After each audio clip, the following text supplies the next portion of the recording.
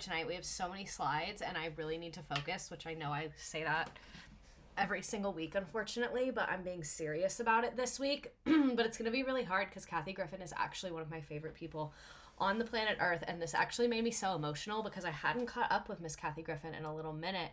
And she's been through some shit, you guys. Like, Miss Kathy Griffin has been going through it as of most recent years.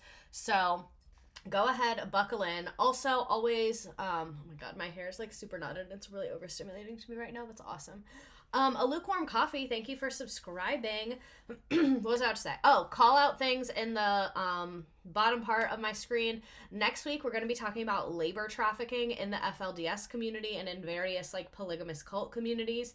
We're not really going to get into like wives and things like that. We're mainly going to be talking about money and business and exploitation of workers, which I think is like an interesting take that not many people have discussed in an isolated way. I always see it being talked about as like a side issue, and I want to talk about just that.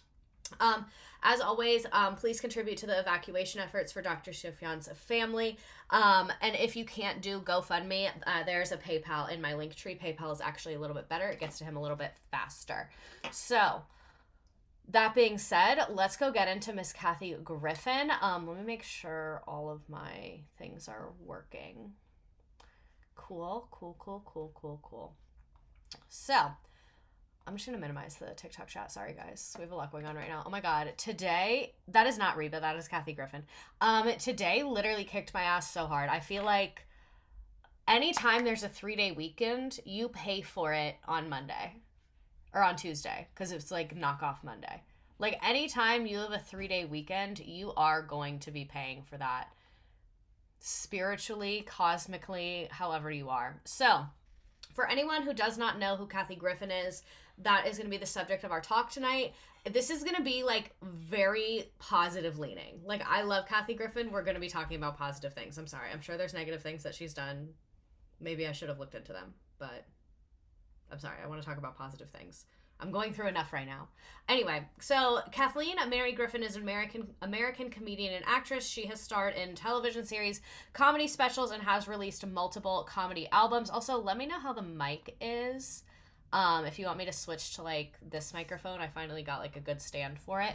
And that is what she looks like. She is a redhead. We love. They're like immune to anesthesia. So she was born in 1960 in a Chicago suburb, Oak Park, Illinois, to Mary and John Griffin. Both were first-generation Irish Americans, so that means that her grandparents like came over from Ireland, I think is what is correct. She has 4 older siblings, Kenny, Joyce, Gary, and John. This is like so exactly Irish American names, like Kathy, Kenny, Joyce, Jerry, John. Also, I have new lashes and I absolutely hate them, which is weird because they're the same brand. They're just a different like style. Oh wait, I think I skipped a part. Kathy described herself as in early years as being a kid who just needed to talk all of the time. The other reason that it was like making me emotional to do this is I like look up to Kathy Griffin so much and see so much of myself in her that to like see her have a bad time, I'm like, damn, one day I could be having a bad time. So it's really about me, to sum it all up. So in elementary school, she began to develop a dislike for organized religions because of the punishments that she and other vulnerable students received from the nuns. As a vulnerable student, I think she means like not cookie cutter. Like, Kathy Griffin doesn't seem like the type who's just gonna like sit down and do her spelling work. You know what I'm saying? So Kathy Griffin would often visit her neighbors and tell them stories about her family. And she said that's where she learned the power of juicy material. And like, that's so me. Like, as a small child, to be gossiping and be like, oh, people are eating this shit up. Okay. Because like her parents are parents. Every household has fucking problems. And she would tell people, these are what my parents fight about. This is what happened with my house. And people were like, oh my God, tell me more.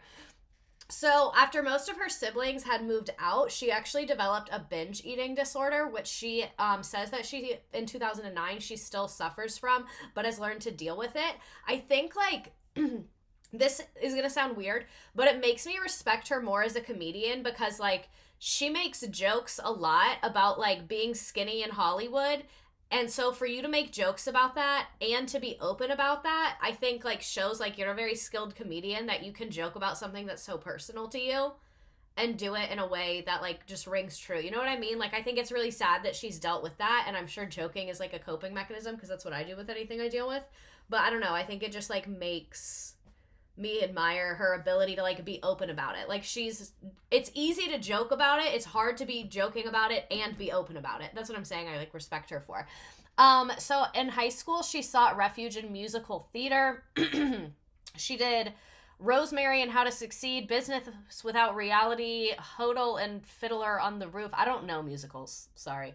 And during her senior year, she decided she wanted to become a professional actor. Her first appearance was an extra on a Chicago White Sox commercial, and she was signed with several Chicago talent agencies. So from like relatively young, she wanted to be in TV and be famous. So at 18, she persuaded her parents to move to Los Angeles to help her become famous. This also really tracks as like a youngest child. Like all your oldest siblings are moving out, you have your youngest who like really wants to do this thing, and it seemed like her parents were like upper middle class and could like afford that.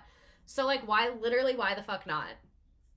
Why the fuck not? That's so youngest child coded. Like this is what parents do. With the older kids, they ask why. With the youngest, they ask why the fuck not? Because they're tired. They're tired. So we get to do whatever we want. So highly recommend being a youngest. I would choose it in every lifetime.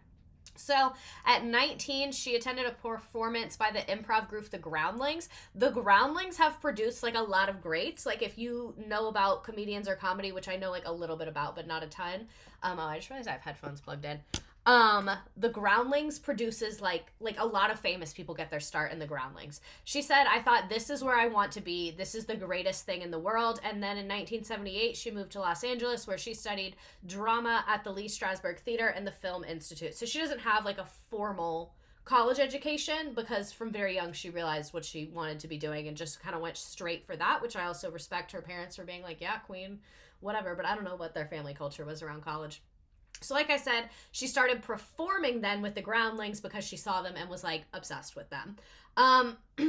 Which I get it. So this is her and with the Groundlings in 1986. There's a lot of videos tonight. So I want to formally apologize to the YouTube community. This is going to get like chopped up. Well, better turn on Rick D. See what Commander Chuck has to say. Oh, thanks, Rick. You know, that sheep protest is still going on. It looks like a river of Q-tips on Ventura Boulevard, and the artery will be closed until further notice. Well, we'll just have to take the San Diego freeway, I guess. That oil of Olay tanker spill continues to wreak havoc on the San Diego freeway. Where is Kathy? Trucks filled with cotton balls are being shipped to the scene. Precious beauty food. Wipe your feet, I just shampooed the floor, man. Did you notice I watched The Country Squire? Yeah, that's great. Is that real paneling? Yeah, it's just contact paper. Put it on myself. So how you doing? I'm okay, but I didn't have enough time to finish getting ready. She's funny. Oh, come on, Eileen, you're not getting hairs on this seat, are you? No. I hope not. I was real sorry to hear about that 20% pay cut. So you get it. She's doing like corny 80s stand-up. She's putting in her hours. She's putting in her 10,000 hours. Apparently, the Groundlings has like, there's like a hierarchy of days of the week of when you perform. And she was in like the lowdown one for longer than anyone had been in the lowdown one. And then they were like, we're actually just going to have you teach the lowdown one because you've been down here so long. This bitch, like, clawed her way out. I think she was also working, like, other jobs at this time, like waitressing and shit like that, I assume. So her big break was in 1996. Again, she started doing stand-up in, I think it said she moved to LA in 78, and literally, yeah.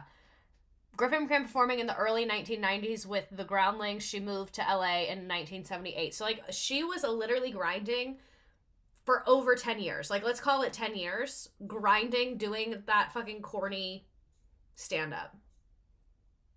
Like, you cannot tell me Kathy Griffin has not worked. So her big break was in a show, Suddenly Susan. This was a TV sitcom that was on NBC from 1996 to 2000. It starred Brooke Shields, who was like the main character, and Kathy was kind of a side character.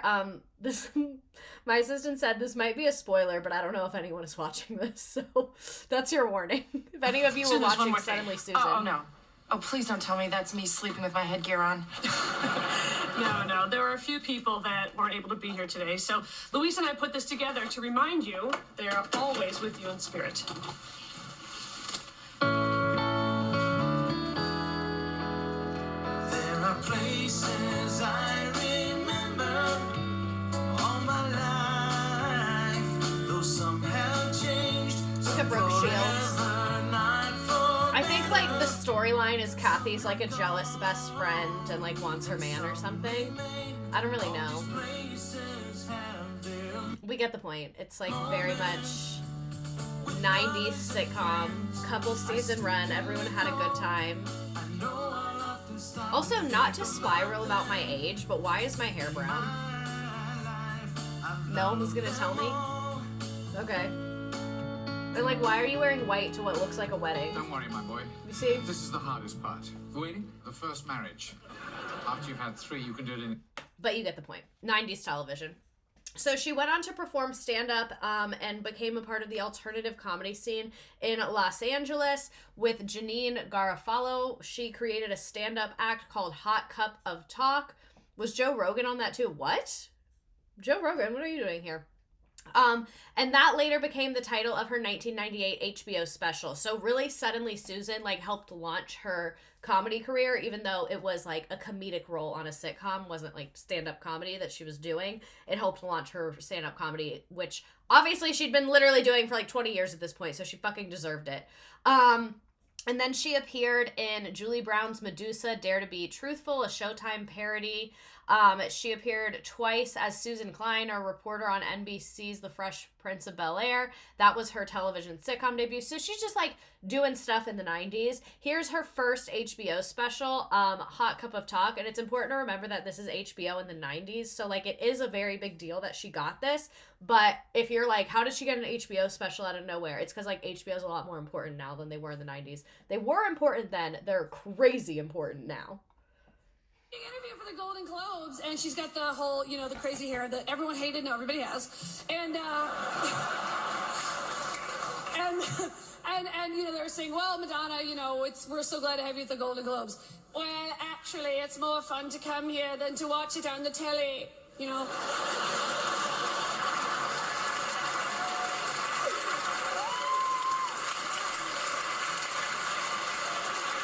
Look, I'm from the Midwest. It's a TV.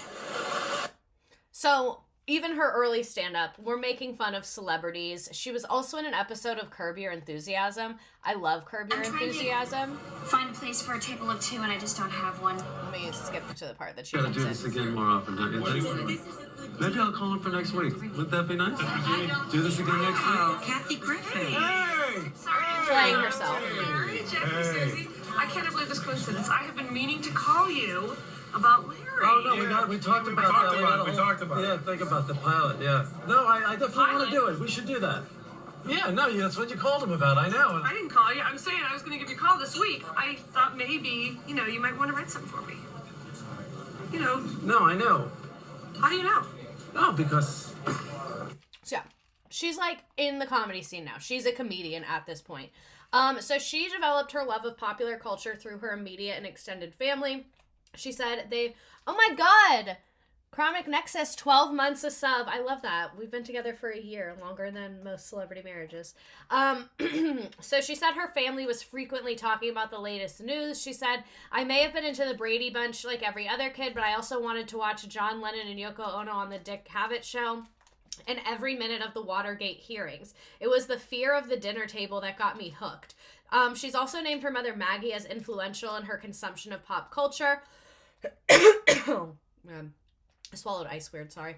And said that Griffin, calling her mother the ideal audience for the Hollywood dish, a Griffin named character Rhoda Morgenstein of the 1970s sitcom The Mary Tyler Moore Show as an influence. A lot of women around this age fucking love The Mary Tyler Moore Show because it was like one of the few shows that showed like a woman who like wasn't just being a wife and a mother, like her having a job. So like lots of women born in like the 50s and 60s Love the Mary Tyler Moore Show. I get it. So she established her career with candid observations of everyday life and her dating experiences, later focusing on mocking celebrities. Her current act is embellished with lots of stories involving celebrities. She said, I'm genuinely a fan... What is happening to me? I'm genuinely a fan of most people I trash in the act. I really try and focus on making fun of people for their behavior. I'm not into making fun of someone for the way they look or something that's out of their control.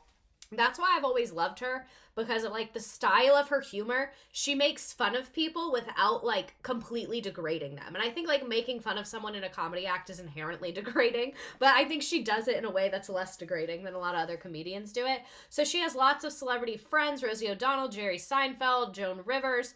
But she also, like, has no friends, apparently, because there's a story about how, like, when she got married, like, she had, like, no friends come to her, like, bridal shower that Brooke Shields threw her, because, like, apparently celebrities are very, like, wary to get close to her because she talks shit about everybody in her act. So that's pretty relatable and understandable.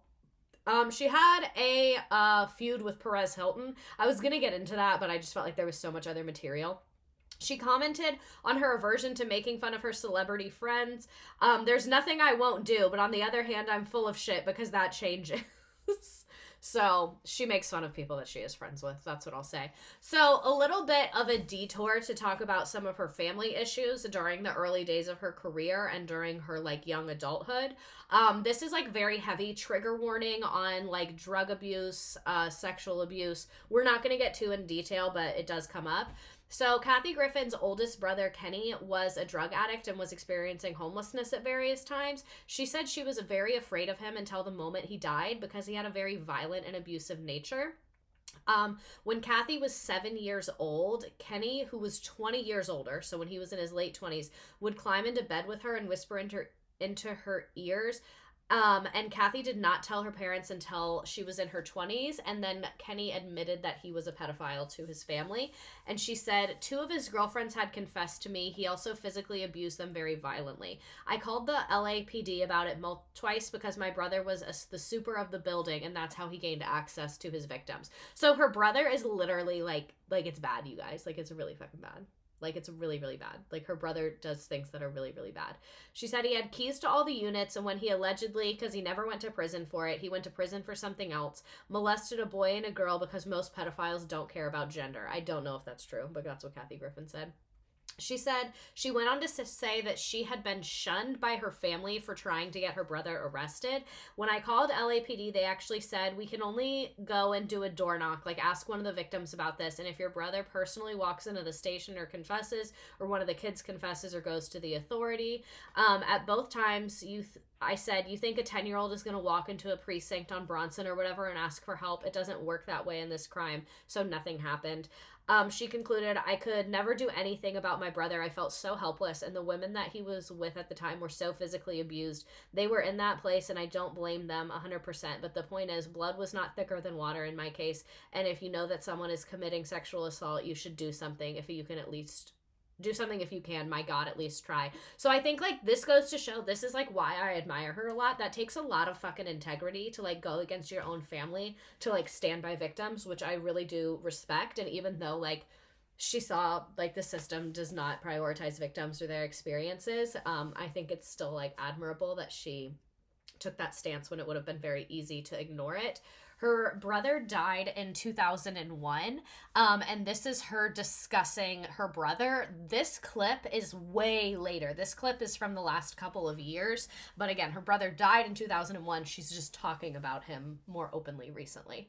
I had a brother that was a pedophile, but it was just a very heavy thing. It was very divisive in my family, obviously. I have a tremendous amount of empathy for my mom and dad because I know that my dad did not molest my brother. He was molested by a coach and a priest. I have the most empathy for his victims, though. So I had no relationship with him once I found that out. How did you find it out? His wife told me. And oh, wow, that's heavy. Really heavy. And not everyone in the family believed her. He was also physically abusive to her. Also, just to be told as a 10-year-old, oh, by the way, your brother molests children and he beats me And then he did beat that woman up right in front of me and my sister and brother. And it was such a violent act, and it was so intense. And that was the first time my parents had to deal with that part of his personality. He went to prison, and then he died. He overdosed of crack. Whoa. So he was homeless. And sometimes I would see him if I was going to an audition. What would you do? I would keep driving. I don't support That pedophiles. is the Crazy, craziest thing. Yeah. The way she would just keep driving past him, like the integrity and the conviction on this woman is like a lot. And around the time that her brother died, she also got married. She married a guy named Matt Moline. He is incredibly average in every way. He is a computer administrator. Whatever the fuck that means. He has like, he says he does like cyber security thing. I don't fucking know. He has like a computer job. And they met because his sister is a television producer. So her and Kathy, I guess, knew each other through work. And they were introduced. This is a photo of them at their wedding. Very blurry. It was a long time ago. This is a photo of them a little bit later into their marriage, when she was a little more famous and got on TV. So also shortly after her marriage, a couple years later in 2004, she has a direct-to-DVD special called Allegedly, and this is her 4th special overall. Shortly after this, she gets her reality show, and a big plot in her reality show is like pushing the DVD sales. So anyway, I go and it's rehearsal day, and I'm behind Macy Gray. And we're in the in line for the metal detector. All right, Macy Gray, what exactly is wrong with her? I'm not sure. She's for sure has a little mental retardation. For sure, a little. It was 2004. Was it okay? No. But I just want to remind everyone it was 2004. Again, okay? No. A lot of people were doing not okay shit in 2004. Allegedly. Okay, so anyway, she's there. She's got her whole posse, and she's wearing her, as I call it, her long coat, or as I call it, her. And then there's Maude coat. Remember that show Maude? Remember Maude from the 70s? She is the Black B. Arthur, whether she likes it or not. So anyway, we're in line for the metal detector, and she's got all kinds of jewelry and rings. And so the minute she walks up, it's just going whoop, whoop, whoop, whoop. All right, so first of all, she's big as a horse, right? So this is like primarily what her act is, especially at this time. Like the Black Eyed Peas, Let's Get It Started, yeah. When the Black Eyed Peas charted with Let's Get It Started, oh, that rhymed. Again, was it right? No. Do I see why it happened? Yes. And someone said at the time it was a medical term, unfortunately. And I'm not going to sit here and be like, Kathy Griffin was just being medically accurate, you guys. Like, I'm not chill. Don't say that. I don't make fun of how people look this. Exactly. Like she said, she bullshits a lot. And then shortly after the Allegedly special, she gets My Life on the D-List. This is in 2005. She literally like posts clips of it on TikTok. I think probably like for the Creator Fund.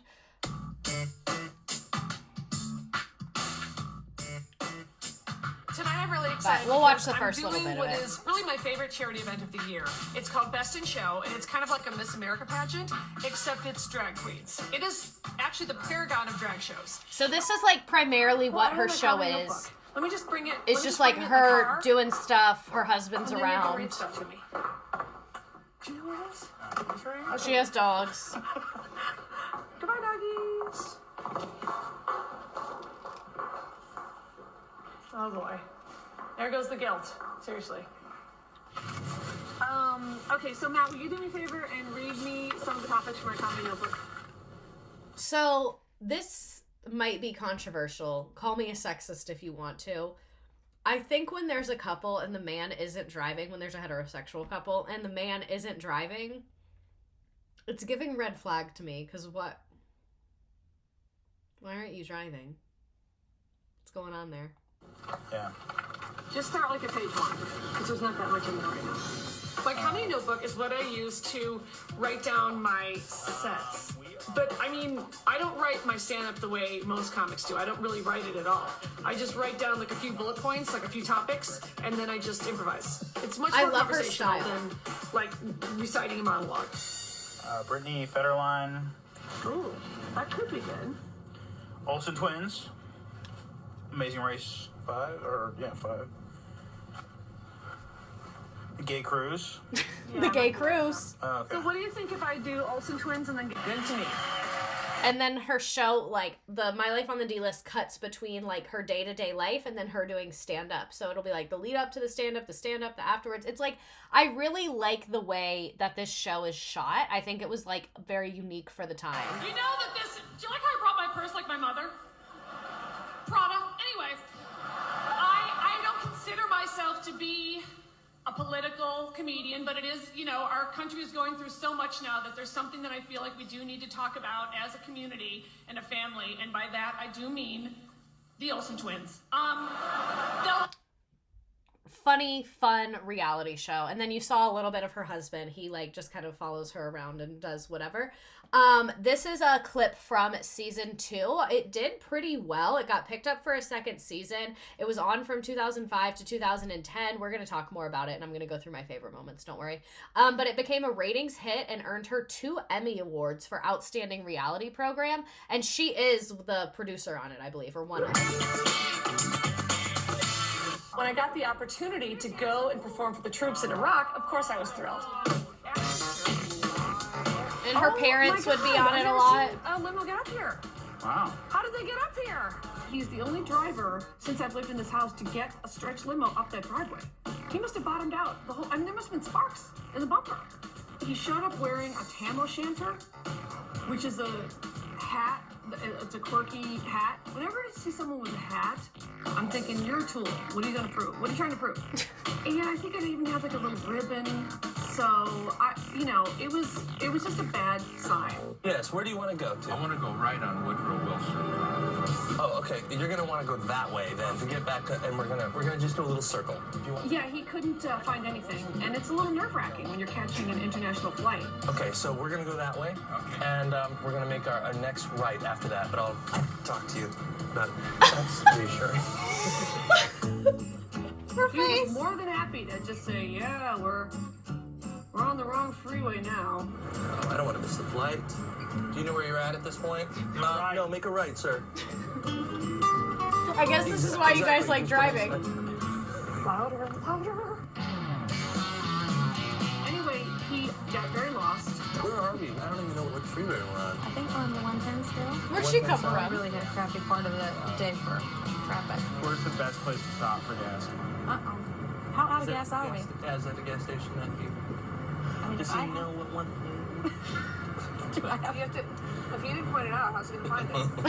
well, Life we can't before get to the airport GPS seems on what we stressful. have. That's probably That our was last it, chance right? romance. Actually, this is our the station on the right is probably your last chance before you hit the I 5. would be screaming. Riverside Drive? We won't hit No, Riverside we Drive won't. before we get to the 5. I would...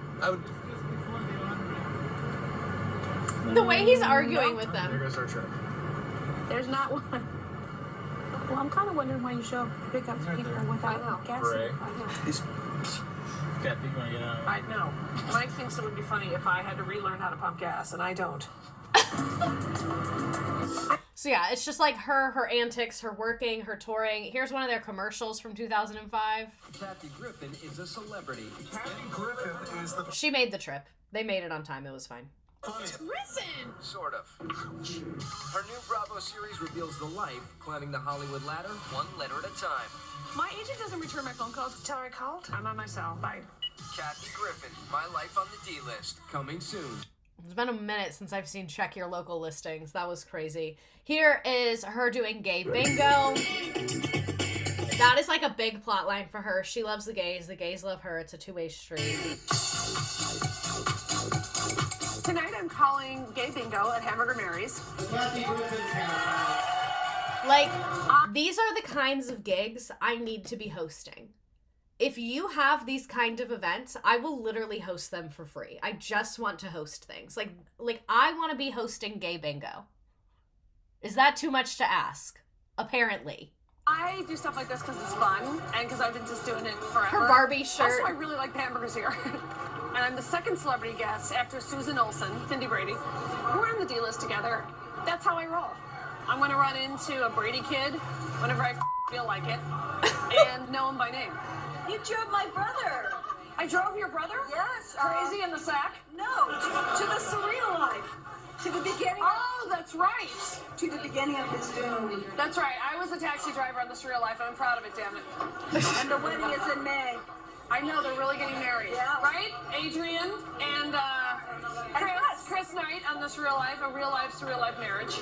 And like so much of what she does is just improv at all times. Oh, the Brady brother are you talking Yes, right. Not her real life. Kelly, can I ask you a question? Yes. Will you call a couple games of bingo? I would love to call some Kelly's bingo. gonna call a couple games of bingo. Hello, Bingo boy? Like, I need to be going to these events. Bingo!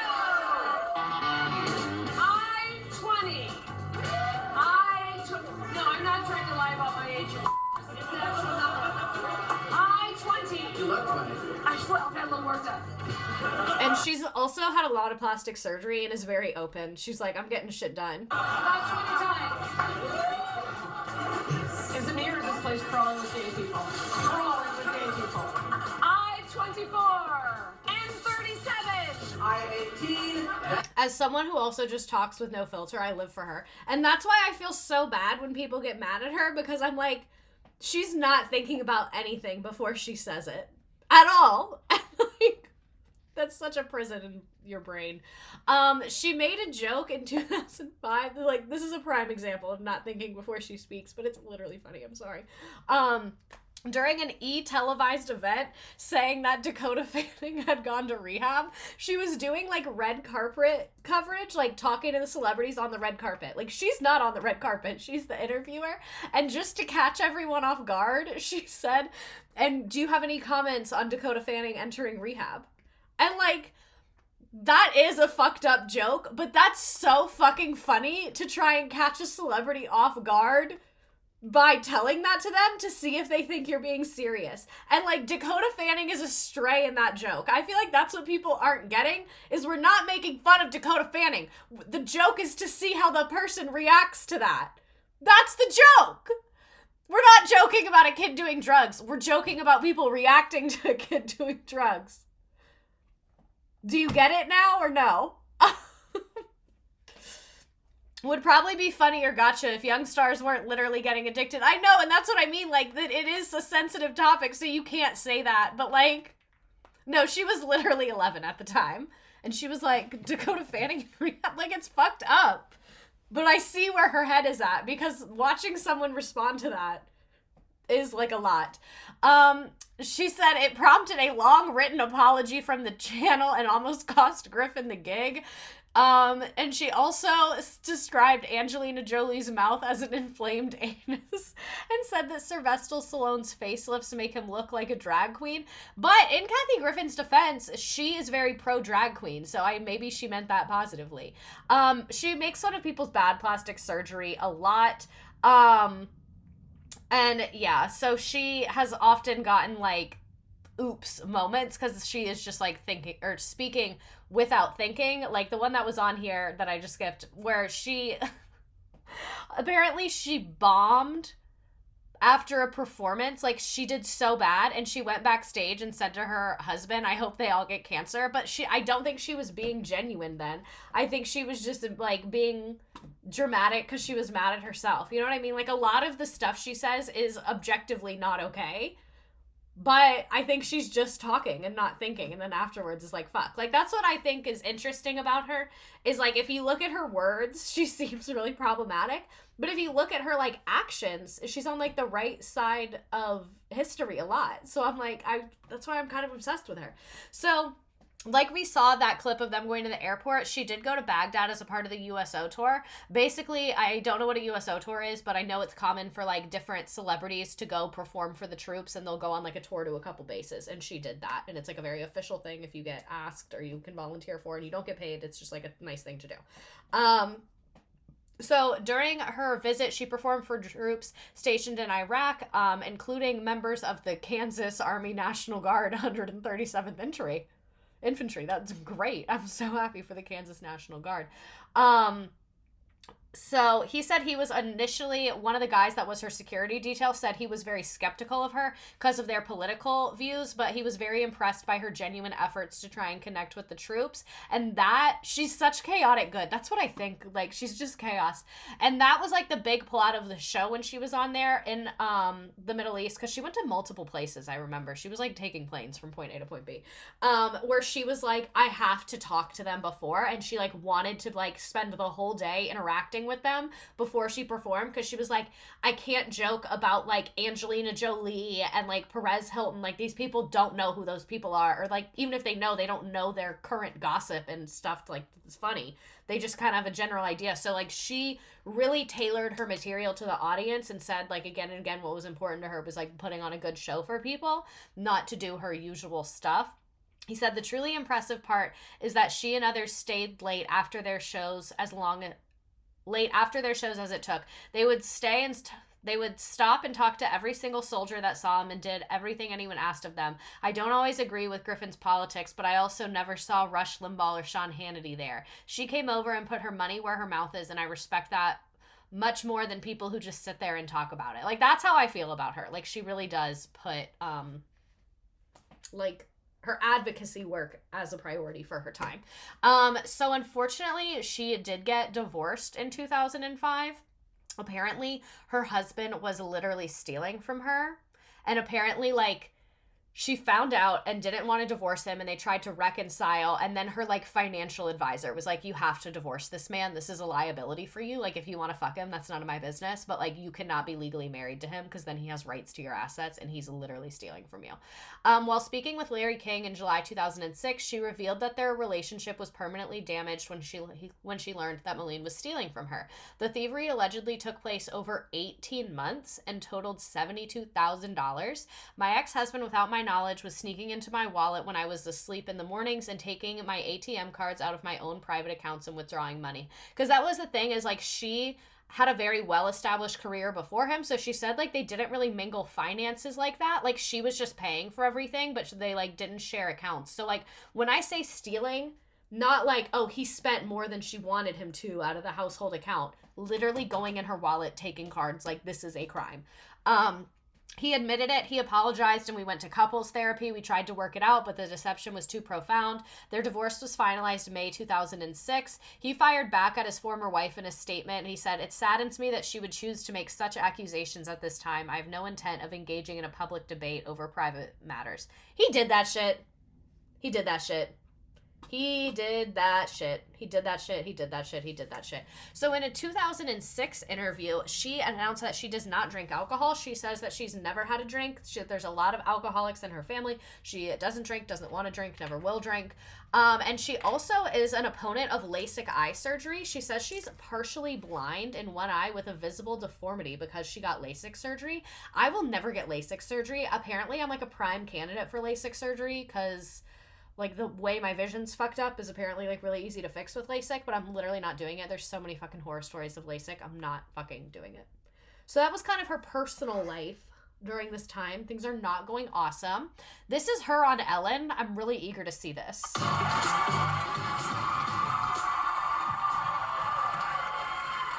This past weekend, our first guest brought home the Emmy for her hit reality show, My Life on the D-List. She's not on the D-List anymore. She's got an Emmy. Now she's moving up. Take a look. It was such a great feeling to perform for the troops. Let me tell you something. I've never felt more attractive.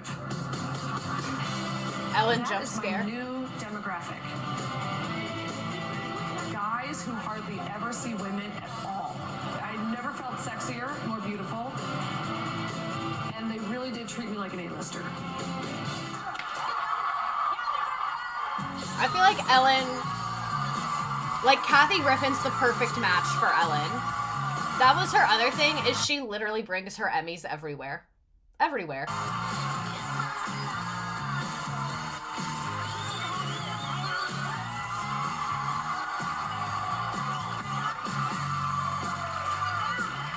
As she should. But this is my first Emmy. It's exciting, right? I can't stop looking at it. No, it's beautiful. Yeah. And now Fair enough. You look great. I got all dialed up. I'm very, very nervous. Yeah, no, why? Because I was asked about this on the red carpet, and I know you've been talking about it, and I'm very grateful to be here, and thank you for having me. Oh, I'm happy. Well, they told me that you like the D-list show, and I'm very flattered by that. So. I do. You know, and initially, I got to tell you, I didn't watch it initially because I thought it's going to be mean-spirited, and I usually... You got it. She was on Ellen. She also co-hosted The View from May to September in 2007. And she replaced Rosie O'Donnell as she departed. She's had a very tumultuous relationship with The View, which is why it has come up. But her biggest because it goes on The View, she gets banned. She goes on, she gets banned. It's like a very hilarious subplot for me in her life.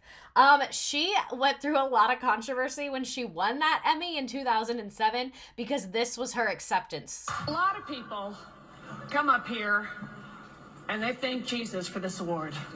I want you to know that no one had less to do with this award than Jesus. He didn't help me a bit. If it was up to him, Caesar Milan would be up here with that damn dog. So all I can say is, suck it, Jesus, this award is my God now!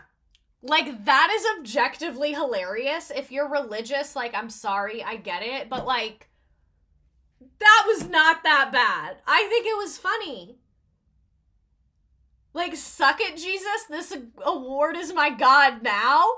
That is absolutely hilarious. Hilarious. Like, Caesar Milan laughed. What's the fucking problem? If Caesar laughed, I can see why my conservative family hated her. Like, I get it. But, like, unfortunately, I'm with her. I'm on her side of this debate. Oh my God. So the second season premiered right after she got the Emmy, and then she gave her little speech about the award being her God now. She later said that she meant the remark as to be satire for celebrities who thank Jesus, especially artists who are controversial in their speech and actions, rather than a slight on Jesus. That's what I feel like everyone misinterprets, is who the butt of her joke is. Like, Jesus was not the butt of the joke. The butt of the joke was celebrities that'll be like, I would like to thank Jesus. Like, Jesus has other priorities. That's the joke. The Academy said her offensive remarks will not be a part of the E! Telecast Saturday night, and she said that she was fired from an appearance on Hannah Montana because of the speech. Do you see what they took from us? We could have had Kathy Griffin on Hannah Montana. Ah! They will not stop. We do not have free speech in this country. We do not. So, in 2007, there were also a bunch of rumors that she was dating Steve Wozniak, the Apple co-founder. It seems like they were just like friends and would flirt and had a banter. Apparently, it was like never a serious relationship. They did a bunch of charity stuff together. They did some projects together. In 2008, they said they were no longer dating. It's like kind of giving PR, kind of giving friendship, whatever. And also in 2007, her dad passed away, which was very, very sad on the show. He was 91, so it was like not like a mystery, but it was like kind of out of nowhere. Like, he wasn't sick in the hospital and passed away. Like, he got sick very quickly, which a lot of times happens with like people who live a really long time and are very healthy. A lot of times it's like goes 0 to 100. But yes, the episode related to his death was also aired a couple months later in 2007. It was a very, very sad on the show because you could tell like her parents were very important to her and they were a big feature of the show. Kathy Griffin is literally an intergalactic galaxy brain while everyone else has full Earth brains. Like, you get it. You get it. The girls that get it, get it. They get it. So she did more work with the troops in 2008. She went to a medical center where people who had been like recovering from traumatic injuries, well, I guess all injuries are traumatic, in service, go there to like rehab and things like that. She performed like for them. She did multiple shows there. She went around and talked to them. It seemed like she was there for a while, and she was literally just goofing around. There was a picture of her sitting on one of the guys' laps who's in a wheelchair, and I think like that's why a lot of people that are on the end of her advocacy work really like her, because she treats them very normally. You know what I mean? Like, who's gonna sit on a guy's lap who's in a wheelchair? And obviously she asked before. I remember the clip on the show, and he was like, hell yeah, that's hilarious. And for the photo, she's like like on his lap. And I think she's just very human in the way that she interacts with people when she is, I don't want to call it charity work. It feels more like advocacy work. She also hosted the Bravo Canada A-List Awards, which included a parody of Janet Jackson's wardrobe malfunction at the halftime show. She hosted a couple different things from Bravo. She had a Bravo special. She did an extended DVD special. Like, she's working during this time. She has her show. She's doing her thing. In season 3, she visited a prison, a women's prison and a male prison. There's like, that's one of my favorite episodes, the way that she talks to the women so fucking normally and gets them to laugh and joke with her, and she literally just treats people so human. I think, like, I've never seen a celebrity act that way. Like, the way that she talks to these women about their story, she was sitting in a group of them and she was like, raise your hand if you're here because of some fucking guy. Like the way she's just very honest with people.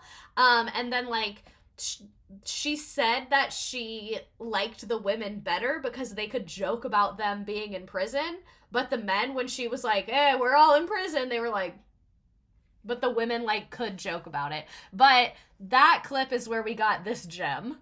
Hi, ladies. How you doing? Oh, yeah. Take a number, honey. Because this is in the maximum security. She just, like, walked through and said hi to a few women there. She performed, like, for the women in the minimum security and for the men as well. So she is a very outspoken atheist. She said, I think I'm getting more atheist because of the way this country is getting more into Bible thumping. She also describes herself as a non-believer. This is around the time that she came out with her book.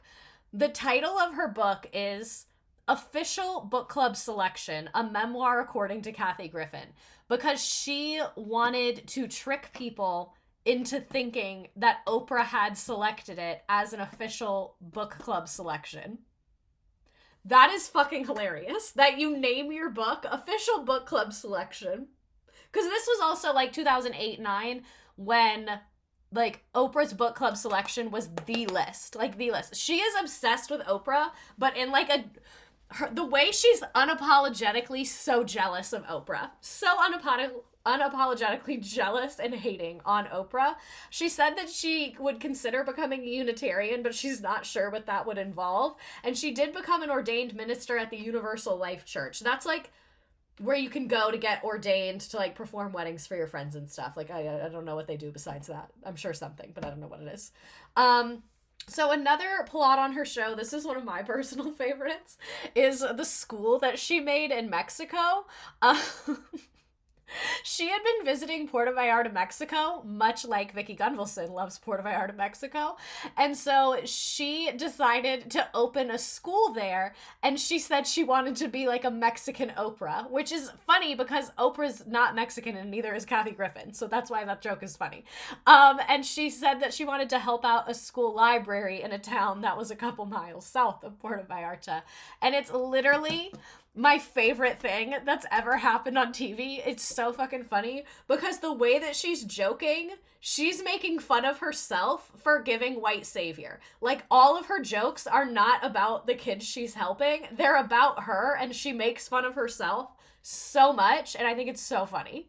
I've decided that I'm going to go to Mexico and open the Kathy Griffin Leadership Academy para las niñas. Like, she calls it the Kathy Griffin Leadership Academy para las niñas. And the way she says it with, like, an American accent every time. So you guys, for Mexico, besides buying stuff, I think we have to actually clean parts of the school. Minerva! Team Griffin is stretched a little thin. So we have a secret weapon. And her nombre is called Minerva. Minerva is my housekeeper and secretly my best friend.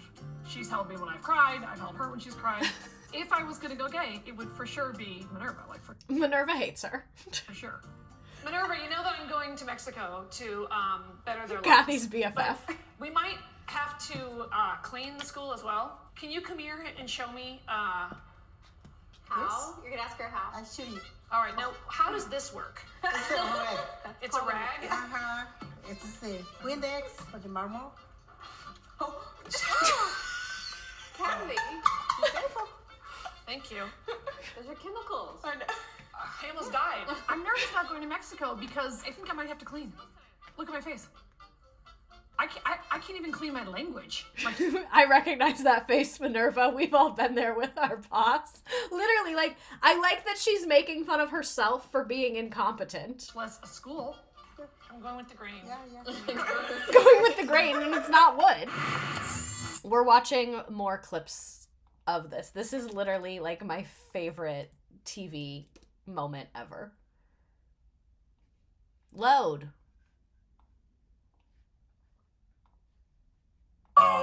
My mom, previously on My Life on the D list. My mom's been hanging out with my friend Patrick, but they've gotten to know each other better than I ever imagined. I can't believe you're trying to steal my gay. We had one or two little kind of romantic dinners here.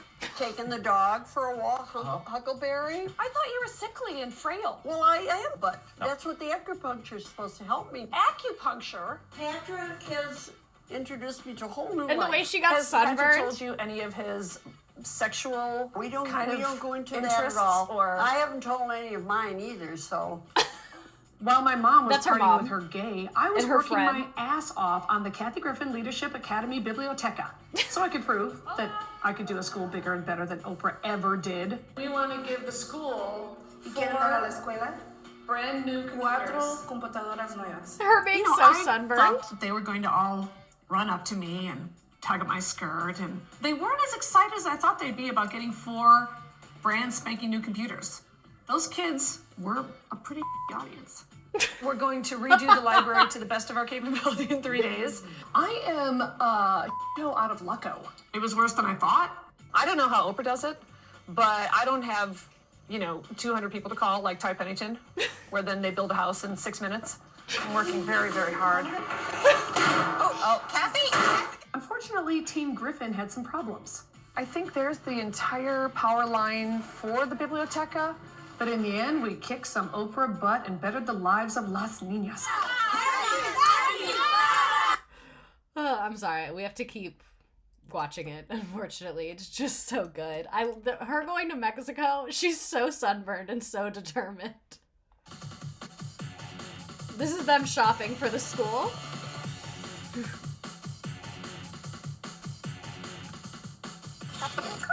Get out. Okay. Oh, good, a cart. That's how you want to get in? All right, so what are we supposed to get? We're supposed to get Her assistant in the cart. Tables, chairs. organizers, The pinata of her. organizers. Oh, Kathy! Go.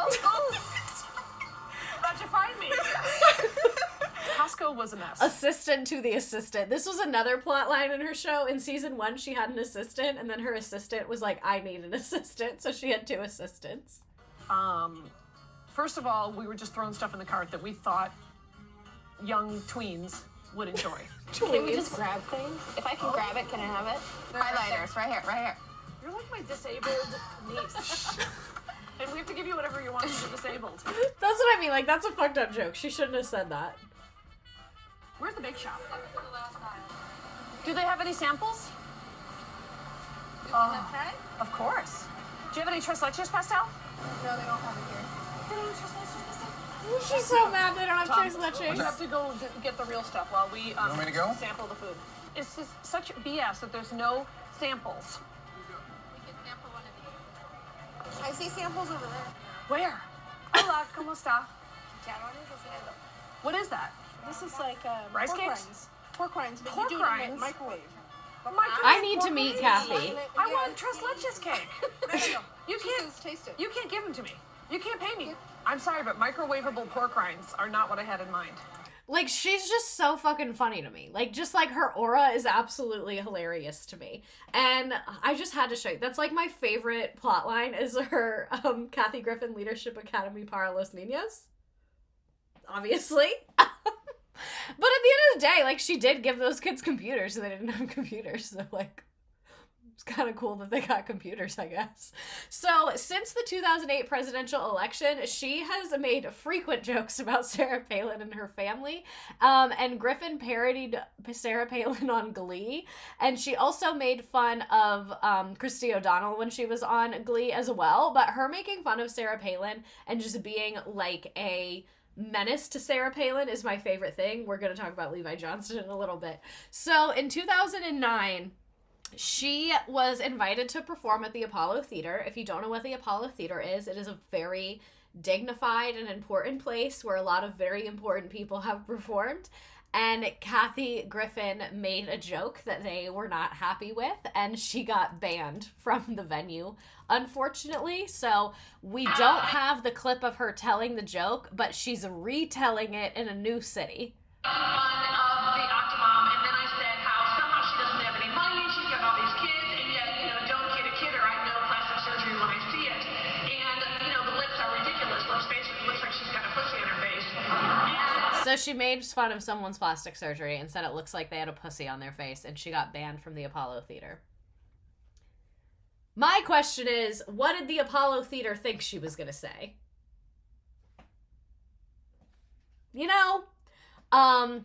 Then in 2009, she got unbanned from The View. So remember, she was on it, got banned. Now she's unbanned. She was a guest on September 18th, 2009, and again in 2010. In an interview on The Talk, she said that she was rebanned from The View because she got in an argument with co-host Elizabeth Hasselbeck.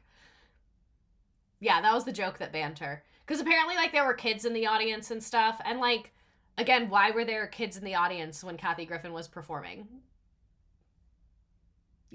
These are the questions no one wants to ask themselves.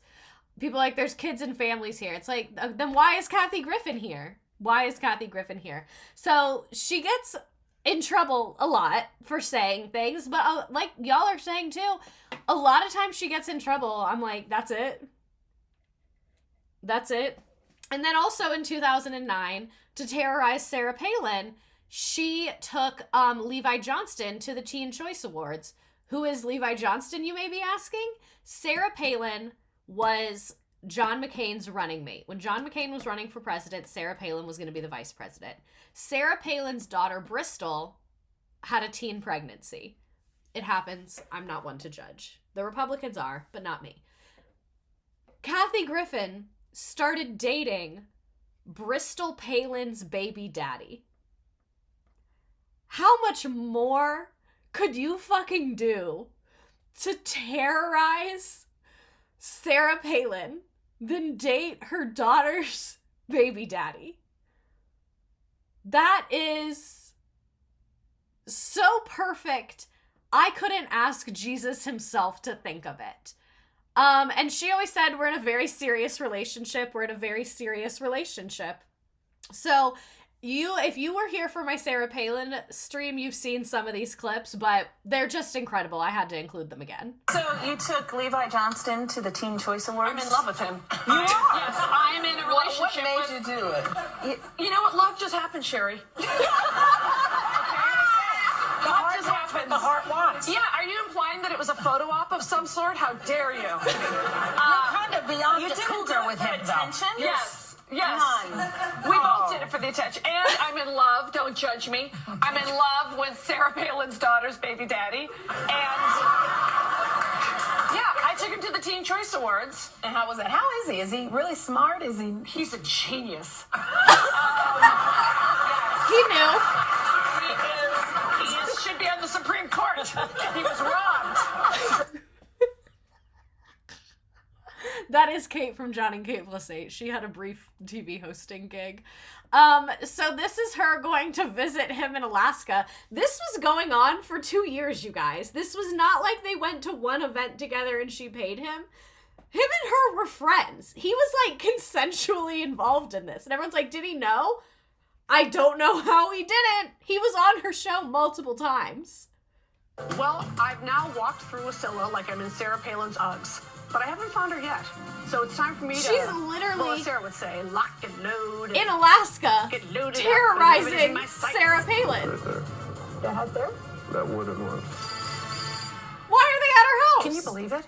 Here I am walking up to Sarah Palin's front door. Anything for the Levi bit. stayed behind. He wasn't worried about any kind of a run-in I was going to have with Sarah Palin personally. I think he just, didn't want to get shot. It looks empty. Sarah's not here. I'm coming to invite them to my show. Well, maybe I can leave a note. Or Wasilla I'll get a pen Secret and paper and Service. I'll leave a note. All right, leaving a note. Dear Palins, who are 18 years old or older, mostly Sarah, I'm doing a funny comedy show Friday night at the Anchorage Performing Arts Center. Come This is exactly how I write emails if you work with me. see me. I'll even comp you, or at least a twofer. XOXO Kathy Griffin. All right, you can't do nicer than that. Apparently they've gone fishing. So I'll leave this nice note. Bye, Sarah. Kathy. See you at the show. Well, I ended up not spending any time with Sarah Palin. You know, I thought we'd be kicking it at her compound. You know, maybe have a three-way with Bill O'Reilly, something. None of that happened. So instead, I decided to go ice fishing. Is it okay with you if Tom and Tiff come with us? I don't care. Did you just spit into a bottle? Yeah. I can tell you have a guilty tone because you know what you're doing is disgusting. You just spit. What is that? You want me to swallow? I don't even know what She did terrorize Shane Dawson. I posted a little bit of it on TikTok, but it's not in here. It's really funny, though. it is. I don't want to know. Copenhagen. Golly. Copenhagen. Copenhagen. All right. Like, they're literally friends. To the lake part, because that would scare me. Definitely there. Kids don't float. Perfect. All right. So I'm a little nervous for my life. I'm standing on top of a lake. She commits to the bit so hard and so intensely. I'm concerned for the integrity of the universe. That is exactly me. This is my buddy Chad. Hi, Chad. How's it going? Great Like, to meet what are you doing? My lover, Levi, has taken me ice fishing or fish running or ice machining. I'm not sure what it is. But this is here's the deal. Fish out of water. Now, my tour manager, Tom, and my assistant, Tiffany, are going to come. I'm scared for my life. All right, so how thick is the ice, Chad? It's about 3.5 feet right now. All right, so let's go. Oh my God! Okay, where are the holes drilled? I know. This is like Princess Diana in the minefield. This is terrifying. So yeah, she's fucking in Alaska with Levi Johnston. Levi, apparently I'm gonna speed this up a little bit. My fiance. Is apparently contemplating posing for Playgirl. Yeah, I think he should. I told him he should pose for Playboy. Is that He a should good do body? Playgirl, and he should do gay porn. Because gay porn? He's not gay. But the gays want a piece.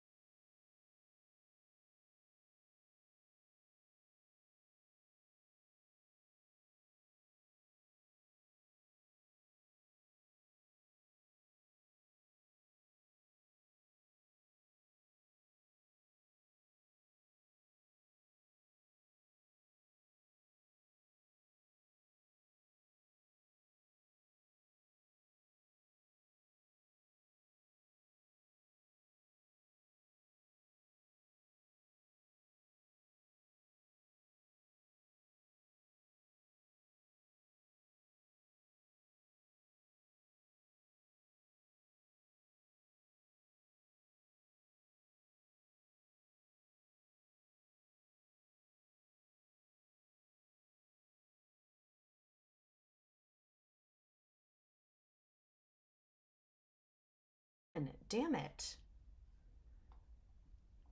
What the hell? What the hell? I don't know what to do.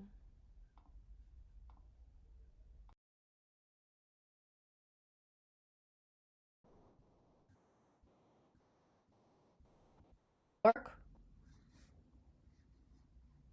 Sound. Okay, I switched it to my phone. For some reason that works. Hopefully you can hear me. My phone's just sitting here. I hope that you can hear the videos. I'm going to try and change it to not my phone because I don't really love the idea of using my phone, and also I should probably plug my phone in. Let me try and change it and see if that, if like it can go back to normal. So let me know if it stops working. Because let me know if I still have sound or if it stopped working now. Did it stop working or is it still good?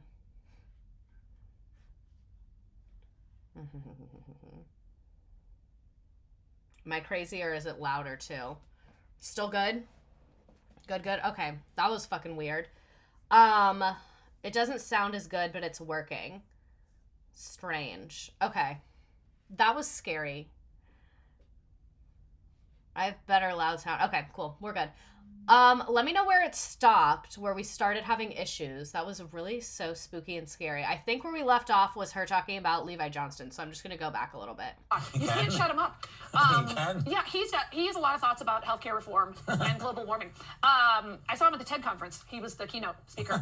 Anyway, I think he should pose naked as much as possible. And I want you to know that my relationship with him is legitimate. And in fact, I am pregnant with Levi Johnston's baby. Yes, I'm breaking it on this show. Oh, Larry. gosh. Mm-hmm. And he's made another girl pregnant. Yeah, that's right. Which is weird because I didn't even have one egg left. And yet, I think Oprah must have prayed for it because it happened. I feel it kicking. The Vanity Fair article was awesome. Levi.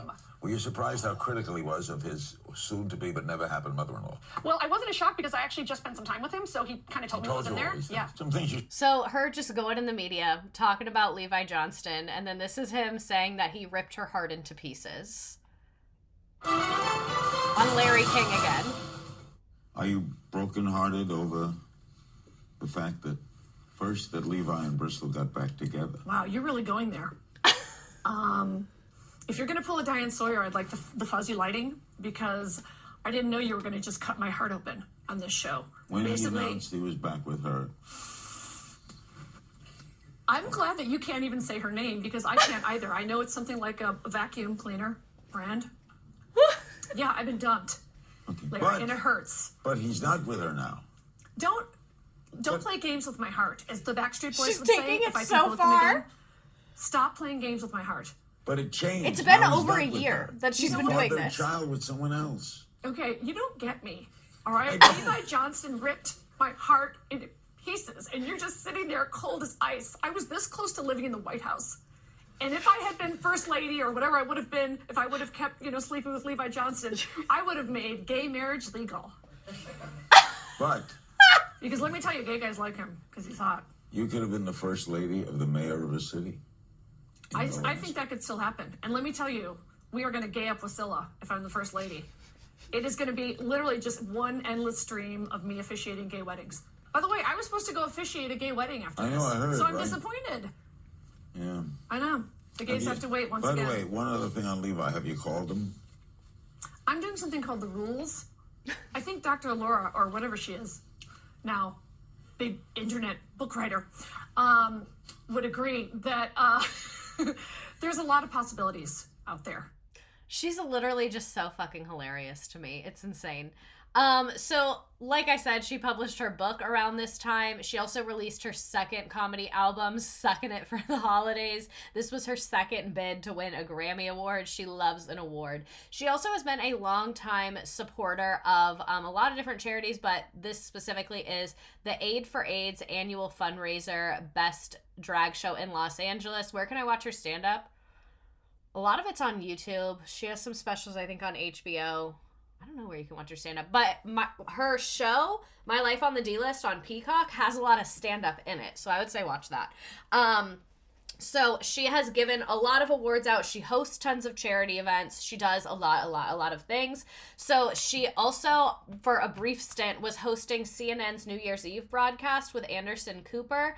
And this is before Andy Cohen started doing it. And due to this, people assumed that she got banned because she said fucking on air, but she didn't get banned. She hosted it for a couple of years.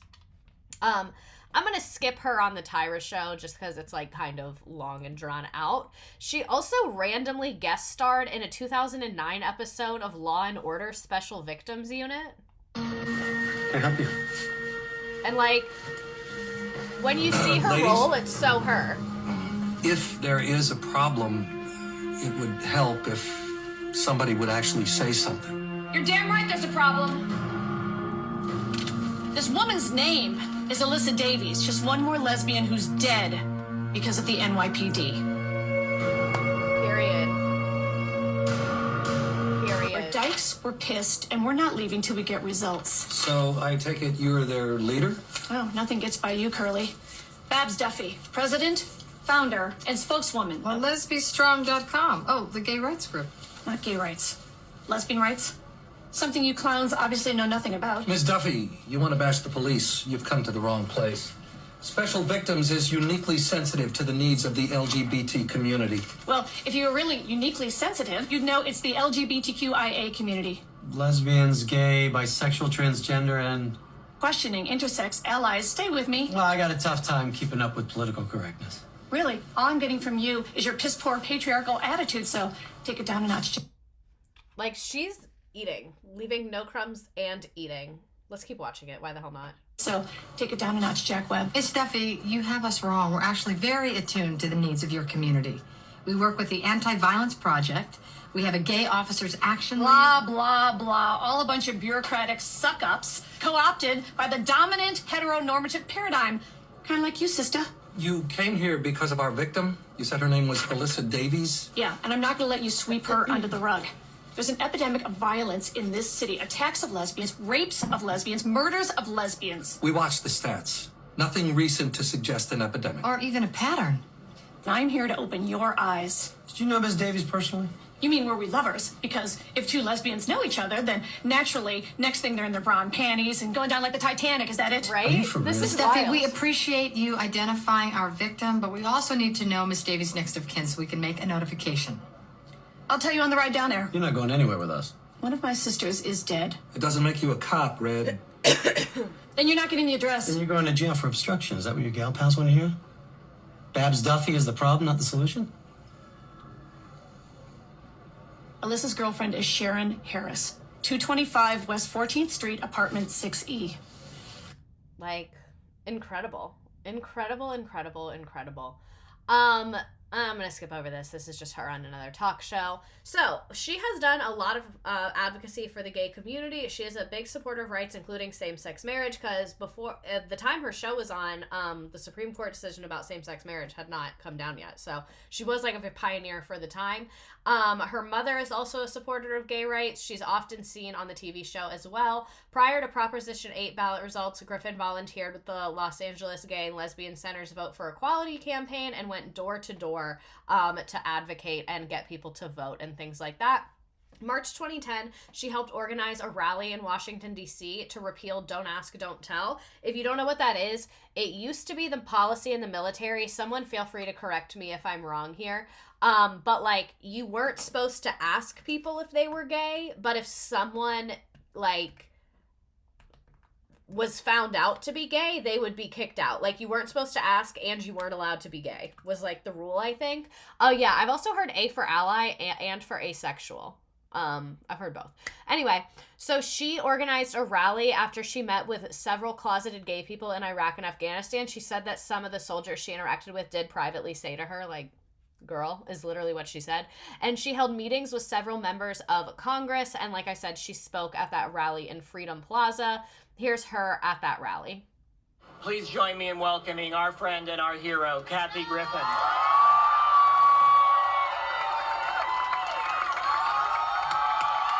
Oh, you could not ask them in order to discharge them. But, like, if they did something gay, they could be discharged, right?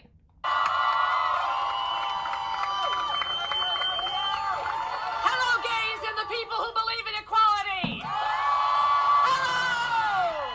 Hello. And wave. You're all on my Life on the D list. Wave to the cameras.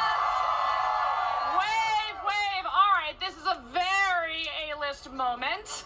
And I have so much to tell you guys about my week here because you know, this isn't about the Lohans and the Spearses. This is some serious shit you guys are doing in the city. And I have really, really learned a lot. So, first of all, I want to tell you some of my misadventures.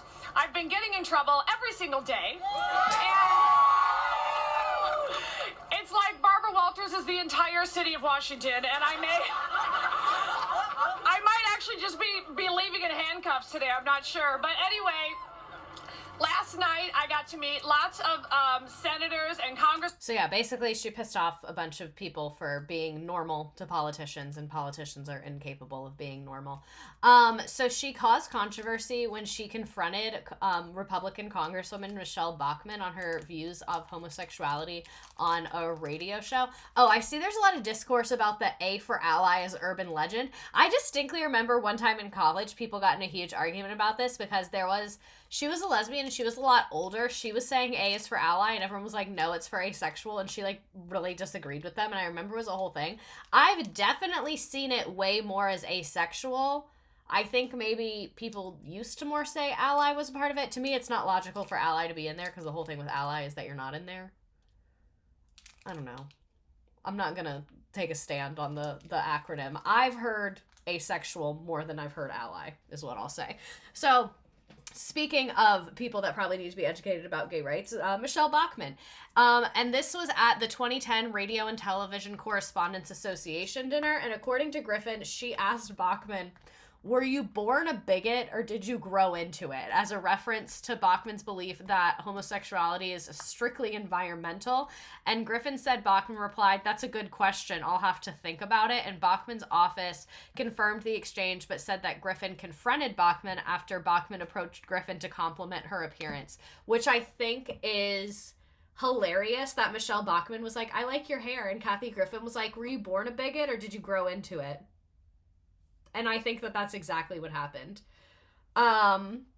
Which is like really, really hilarious. Queer studies degree here. In a modern day, the A is for asexual. Okay, like I thought. When closeting was more common, ally was a way to say gay to those who knew. Oh, interesting. Okay.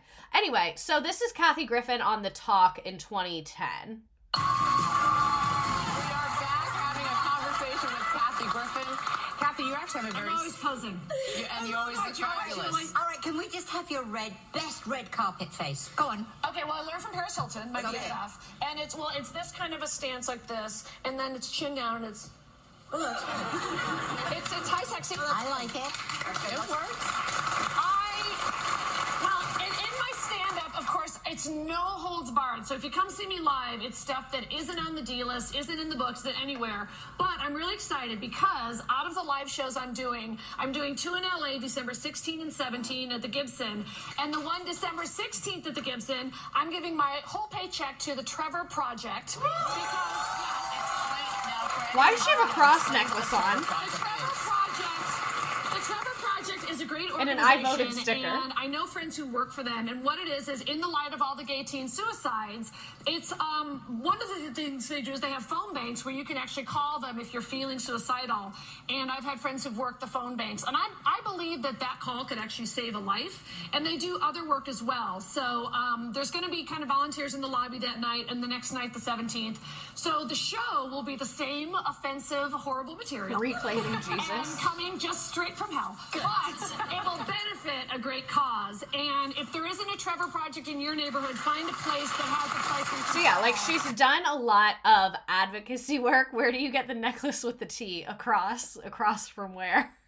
And yeah, I think this was a midterm election. So the fact that Kathy Griffin was like, get out voters for the 2010 midterms.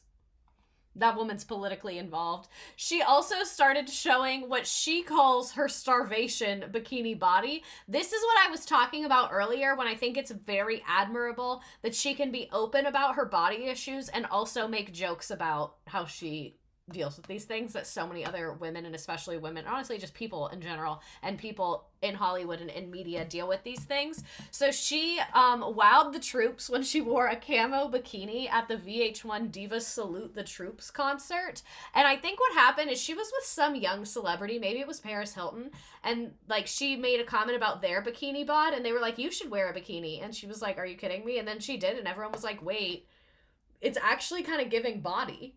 And then she just started wearing bikinis all the time because she realized she was giving body. She was 50 at the time, and she said, "It's frustration and starvation. I'm cranky all the time, and I'm hungry all the time." And I think that is so honest. Because so many people, no, I just built this way. And she's like, I'm literally starving. So then in 2011, more harassing Sarah Palin. In March 2011, Sarah Palin responded to Kathy Griffin by calling her a bully.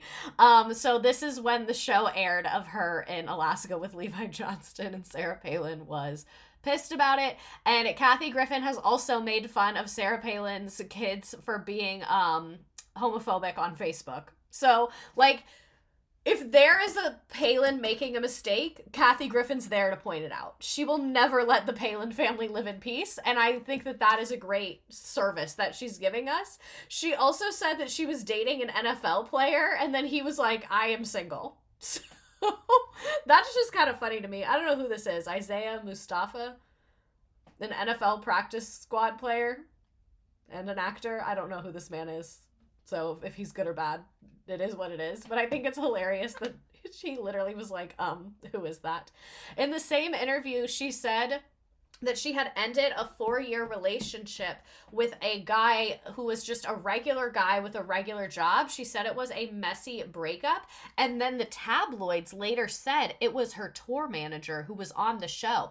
I had not heard of this at all. My assistant put this in here and I Googled it. And the only thing I could find was literally on some like gossip blogs that made it to Wikipedia.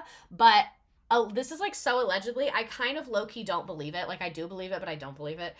She was dating this guy who was her tour manager, which like reason I believe it a little bit is because on the show he did stuff that I was like, why would you do this for your job? Like she would like make fun of his personal stuff. They had like a party with his friends. Like they were talking to his family. He lived with her. Who as a tour manager lives with the talent? And he lived there for multiple years. So that's why I'm like, maybe they were. Like, I kind of don't see it, but I kind of do. And then also the time that he was living with her is when she was dating Steve Wozniak. But it came out they weren't actually dating. They never had sex. Like, they were literally just friends and, like, jokingly tabloid dating. So it would make sense that you're like, oh, I have my secret basement boyfriend who sleeps in my basement and is my tour manager. I can jokingly date Steve Wozniak when it's like not for real. So I don't know. It like kind of checked out to me a little bit. What's this? Did you see this? Kathy Griffin lets it all hang out. Our favorite making fun of Janet Jackson again. Turned 51 years old, and as a present to all of us, Kathy decided to get naked. She's on the cover of the magazine. Janet Jackson to show off her rock and bod on the cover of Out magazine. Kathy is topless, spoofing Janet's infamous 1993 Rolling Stone cover. She gets a couple of helping hands from Modern Family's Jesse Tyler Ferguson to pull off the racy pose. Now, if somehow like she's just funny. Anytime she gets the opportunity to do funny shit, she does funny shit. She's pretending to be Janet Jackson's Rolling Stone cover. And then this is also around the time her show ended in 2010 or 11, I believe. January 7th, 2012, it was announced that she would start hosting a weekly 1-hour talk show on the channel Kathy, which would consist of stand-up routines, rants about pop culture, and celebrity interviews. And she announced that the show would not be renewed for a 3rd season, and then later confirmed it on a Twitter account. And she was planning to film several comedy specials after the show ended. So I don't really know what ended up happening with that. That's like very chaotic. Here is outtakes of a thing she did with Cher. I believe this was a charity event. They tried to kick Trump off your ballot. They even tried to Someone jinxed it. Someone was like, we didn't have Trump ads and you jinxed it. That's crazy. That's wild. But now they're here. At least we're like a fair amount through this. One by one. They're basically a bunch of gypsies, tramps, and thieves. I'm not saying that. I'm not. I didn't write it. You cannot shoot the messenger. Okay. It was me. I'm sorry. I thought we would do this. I don't know if I've been here. All right. Okay. Let's go to the top. Shut up. Kathleen, I need you to be serious. We need to rally the base. All right, easy, Moonstruck. Now, remind me, your base is heterosexual white businessmen, right? Sometimes, but mostly never. All right, but fine. Let's cut the crap. Gays, lesbians, LGBTQIA citizens, straight allies, progressives, we are talking to you. This election is going to be razor sharp. It's all going to come down to voter turnout. The polls are, well, frankly, the polls are tighter than the yeses at a hot chip. Okay, all right, you did this. All right. Just hold on. So, all right. like I said, she's doing political things. It took me a little too long to figure it out. And then this is her on a lighter note, her and her mom visiting a psychic during this time. All right, so what did Cole tell you about where we're going today? Cole said I thought he said it'll be kind of like a psycho place. Okay. And I said, a psycho place? I'm visioning, He said, where they do readings and things. This is your opportunity. Oh, I need her haircut routine. She jokes that she uses magic hair. She has like extensions and pieces that she puts in. This is your opportunity to ask a psycho questions. You get to ask her about the future. I thought, when's the next time my hip will break? What, next time what? When will my dementia ever get better? We're here. Hi, I'm Kathy. Hi, Kathy, I'm This Jan. is my mom, Maggie. Hello, Maggie. Psychic / psycho. You may have to speak up a little bit. Yeah, Okay. All right. You probably knew that, though. I did. You could tell. I was going to ask what my aura looks like because we can tell Maggie's is the color of chocolate and Sure. She really enjoys drinking Ensure. So she was like this 100%. That's what I love about her is like it's not a bit. This is just her personality. Like when she's doing stand-up, she acts the same that she does with her family. Areas of interest. At least that we Wouldn't see. you like to know what is Oprah eating right now? Chocolate-covered strawberries. Ooh. Or Gail? Oh, kale is good. Good for you. Kale? Oh, I thought you think said kale. K-A-L-E. Let's go with kale. All right. I actually was able to track down one of Ryan Seacrest's tampons. Oh, So if you can get a reading from Ryan's tampon. Whatever. Jan, I did actually bring an item for you. This is my mom's paper towels. She carries with her everywhere. This is so funny. Is there someone in the retirement place that you don't like particularly and you keep like throwing papers in their room? I can tell you this. I moved her into a beautiful retirement building, and my mother's only complaint was that it was too Jewy. Oh, Kathy, this has got to be shown up. You can't show this. I have a question. My mother has a phrase that she has said since I can remember that she thinks is charming. I feel like her mom actually said that, and her mom is like really upset that she brought it up. And the phrase is as follows. I'm proud to be a woman. I'm proud to be Catholic. I'm proud to be American. And I'm proud to be white. Why the last part?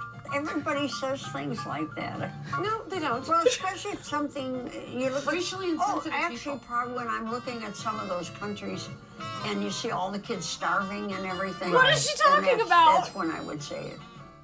All right, so I assume the way that they're treating the psychic like a therapist. Your whole life, you've had questions. This is your moment. What do you want to know about what is left of your future, which is obviously limited? Oh, my goodness. Oh, can you tell me if any of my other children will be getting married in the future? Actually, you know what? The answer is yes. Oh, really? Yes. Can you give me a clue as to... I think it's going to be Kathy. Be Kathy? Oh, that would be nice. I just want to feel get it. married. I feel it. Like 2014, 15. You're not going to still be here. I also feel like there's something brewing in regard to children. Something charitable or something with children. Oh, yes, of course. I was terrified that you were going to suggest I even had one egg left. Because if you think you're getting a grandkid for me... It's not going to happen. I'll take a hanger out and do it 1972 style. You heard me. Anyway, look, let's just pay the bill. You're going to be alive for a real long time. Oh, thank you. I mean, yay! Okay. She's a good girl. But seriously, how much longer? Because she's not cheap. Like, she's so unserious and so funny. She should have married Levi in 2014 just to prove the psychic right. She was on Wendy Williams, but it's really long, and there's only a couple bits and pieces that are funny in it. And then it was announced that she was going to host the Daytime Emmy Awards. For the first time in the event's 4-decade history, the show bypassed a network television airing for a live online streaming event. And her performance was well received by the critics. So there's the Emmys at night, and then the daytime Emmys are like the less important categories, and that's what she hosted. That was just online, which is like very D-list of her. This is funny. This is her on the Queen Latifah show making fun of celebrities. This is shorter. All right, so I have to say nice things Also, about... can I just say, I had no idea literally everyone had a daytime talk show. What? Why does literally everyone have a daytime talk show? People? Yes. Famous rich people? I'm gonna mention a star's name. I'm and not I going want to back. see if you can say one nice thing about them. Okay. Good luck. Good luck to you. Good luck to It's you. a new year. We gotta test ourselves. Challenge. Okay, here we go. This is gonna be I can handle it. It's gonna be a challenge. Okay. Gwyneth Paltrow. Nice. Well, she's a pain in the ass with her gooping and her always saying, everybody should have an Hermes bag, which is 60. All right, nice. Nice. Well, she's perfect and gorgeous. How about that? She's like gorgeous and perfect. Justin Bieber. Justin Bieber. That one has no gratitude. He's so like, should go back to Canada on some sort of deportation ticket. Podcast of the I 2000s. miss his old bangs. I liked when he had, the nice sensible bang. It all went downhill. All right, I'm going to say, he has a song called I Smile that I have on my iPod. So I will say he actually is a good singer. Wow. Not the iPod. That hurt me to say. Wow. That hurt. This is hard. It's like you're killing my soul. This is me at therapy, genuinely. Let's go deeper then. My therapist is like, can you think of a nice thing to say about administrators for the county? And I'm like, no. Okay, do it. Let's go even deeper. Go right, it's correct. Here we go. Elizabeth Hasselbeck. Ugh. All right. She's the one who Kathy got in a fight with, and then Kathy got banned from The View for like the 3rd time. Hasselbeck. Hi, I didn't even win Survivor, but now I'm a pundit on Fox. Perfect. I have no skill set, but I'm blonde. All right, are we not? She wears a lot of cute, colorful dresses. She's just a good time. Like, she's who I want to sit next to at a dinner party and just talk shit. Like, she's the coworker you can talk shit with. She had another brother pass away in 2014 of esophageal cancer. That's actually what my grandpa passed away from. But yeah, she has a lot of siblings. Like we mentioned, one of them had passed away. She's had a lot of like tumultuousness in her life. And some other bad stuff is about to happen to her. So just warning about that. So in 2016, she was in a feud with Ellen DeGeneres. And honestly, someone feuding with Ellen DeGeneres makes me like them more. Is the comedy battle royale between Ellen DeGeneres and Kathy Griffin boiling over? It is the #1 tracking story tonight. I mean, the tension's been mounting for a while now. And how does the late Joan Rivers factor in all of this? Get Kathy to it. Putting Ellen on blast to us as we go inside her full throttle feud. Talk to me about the Ellen situation. She was not happy, I guess, about the book. No, she called me. I'm always fascinated by who has a sense of humor and who doesn't. Amassing a reported... Kathy Griffin was the canary in the coal mine, and then Dakota Johnson blew that shit up, and then we saw the downfall of Ellen. $20 million fortune based on her provocative comedy style, which often targets pop culture figures. She's the In her definition new of why book, are you booing Celebrity me? I'm Run-Ins, right. Kathy did a little to shield the identity of one fellow female comic. I'm almost positive a certain beloved daytime talk show host once had me kicked out of the backstage dressing room at the Primetime Emmy Awards. This person, who has short blonde hair, has kind of a mean streak that I think all of Hollywood knows about. And now you do. She told us! She was extremely upset, and she was really, I think, maybe trying to put me in my place a bit, but I wasn't having it. So it was quite an interesting conversation. Yeah, I did not think that out of all the A-listers that would be upset, it would be Ellen DeGeneres. But, I tried to chat with her, and I said, look, I admire all your accomplishments. And I said to her, I go, Ellen, my God, you won, okay? You won the jackpot. I said, I'm just having, like, one little opinion here. Kathy claims her feud stretches back years after Ellen called her comedy style mean and banned her from the show after a 2007 appearance, which Ellen has denied in the past. I think Brittany did not work hard enough with her dance coach. Right. Her dance coach, Vicodin. The one thing that I don't like Kathy Griffin for is she has said a lot of bad things about Britney Spears, but later she's come out and been like, fuck me for that. So I will grant her, she at least was like, I'll fuck off. And I will grant, like, she was a comedian that talked about celebrity news at a time that Britney was in the news. So, like, no, I'm not okay with it. But that's, like, the one thing I really, really hate her for. And obviously some of, like, the problematic language she's used. She feels I'm mean, right? And she kept saying, well, I can put anyone on my show that I want. And I said, of course you can. Kathy also claims that while on the phone, she seized the opportunity to defend her late friend and mentor, comedy legend Joan Rivers. Like Kathy, she had her own reported issues with Ellen, while also sharing a no apology policy. It's important as a comedian. There's no apologizing. And you just said it. You're a comedian. It's enough. Stop it. I agree. Calm down. Calm down, girl. That's Calm down. That is all right. of you. Yes. She felt that Joan Rivers was mean. And I go, Joan's been gone for 2 years. I go, I just need you to know she didn't have a mean bone in her body. So you can think I'm mean, whatever. But I felt like I had to stick up for my friend. Yeah. But it didn't seem to.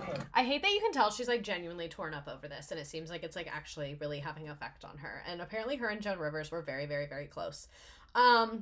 So to the Trump head. To the Trump head we go. I was dreading this all night, but here we are.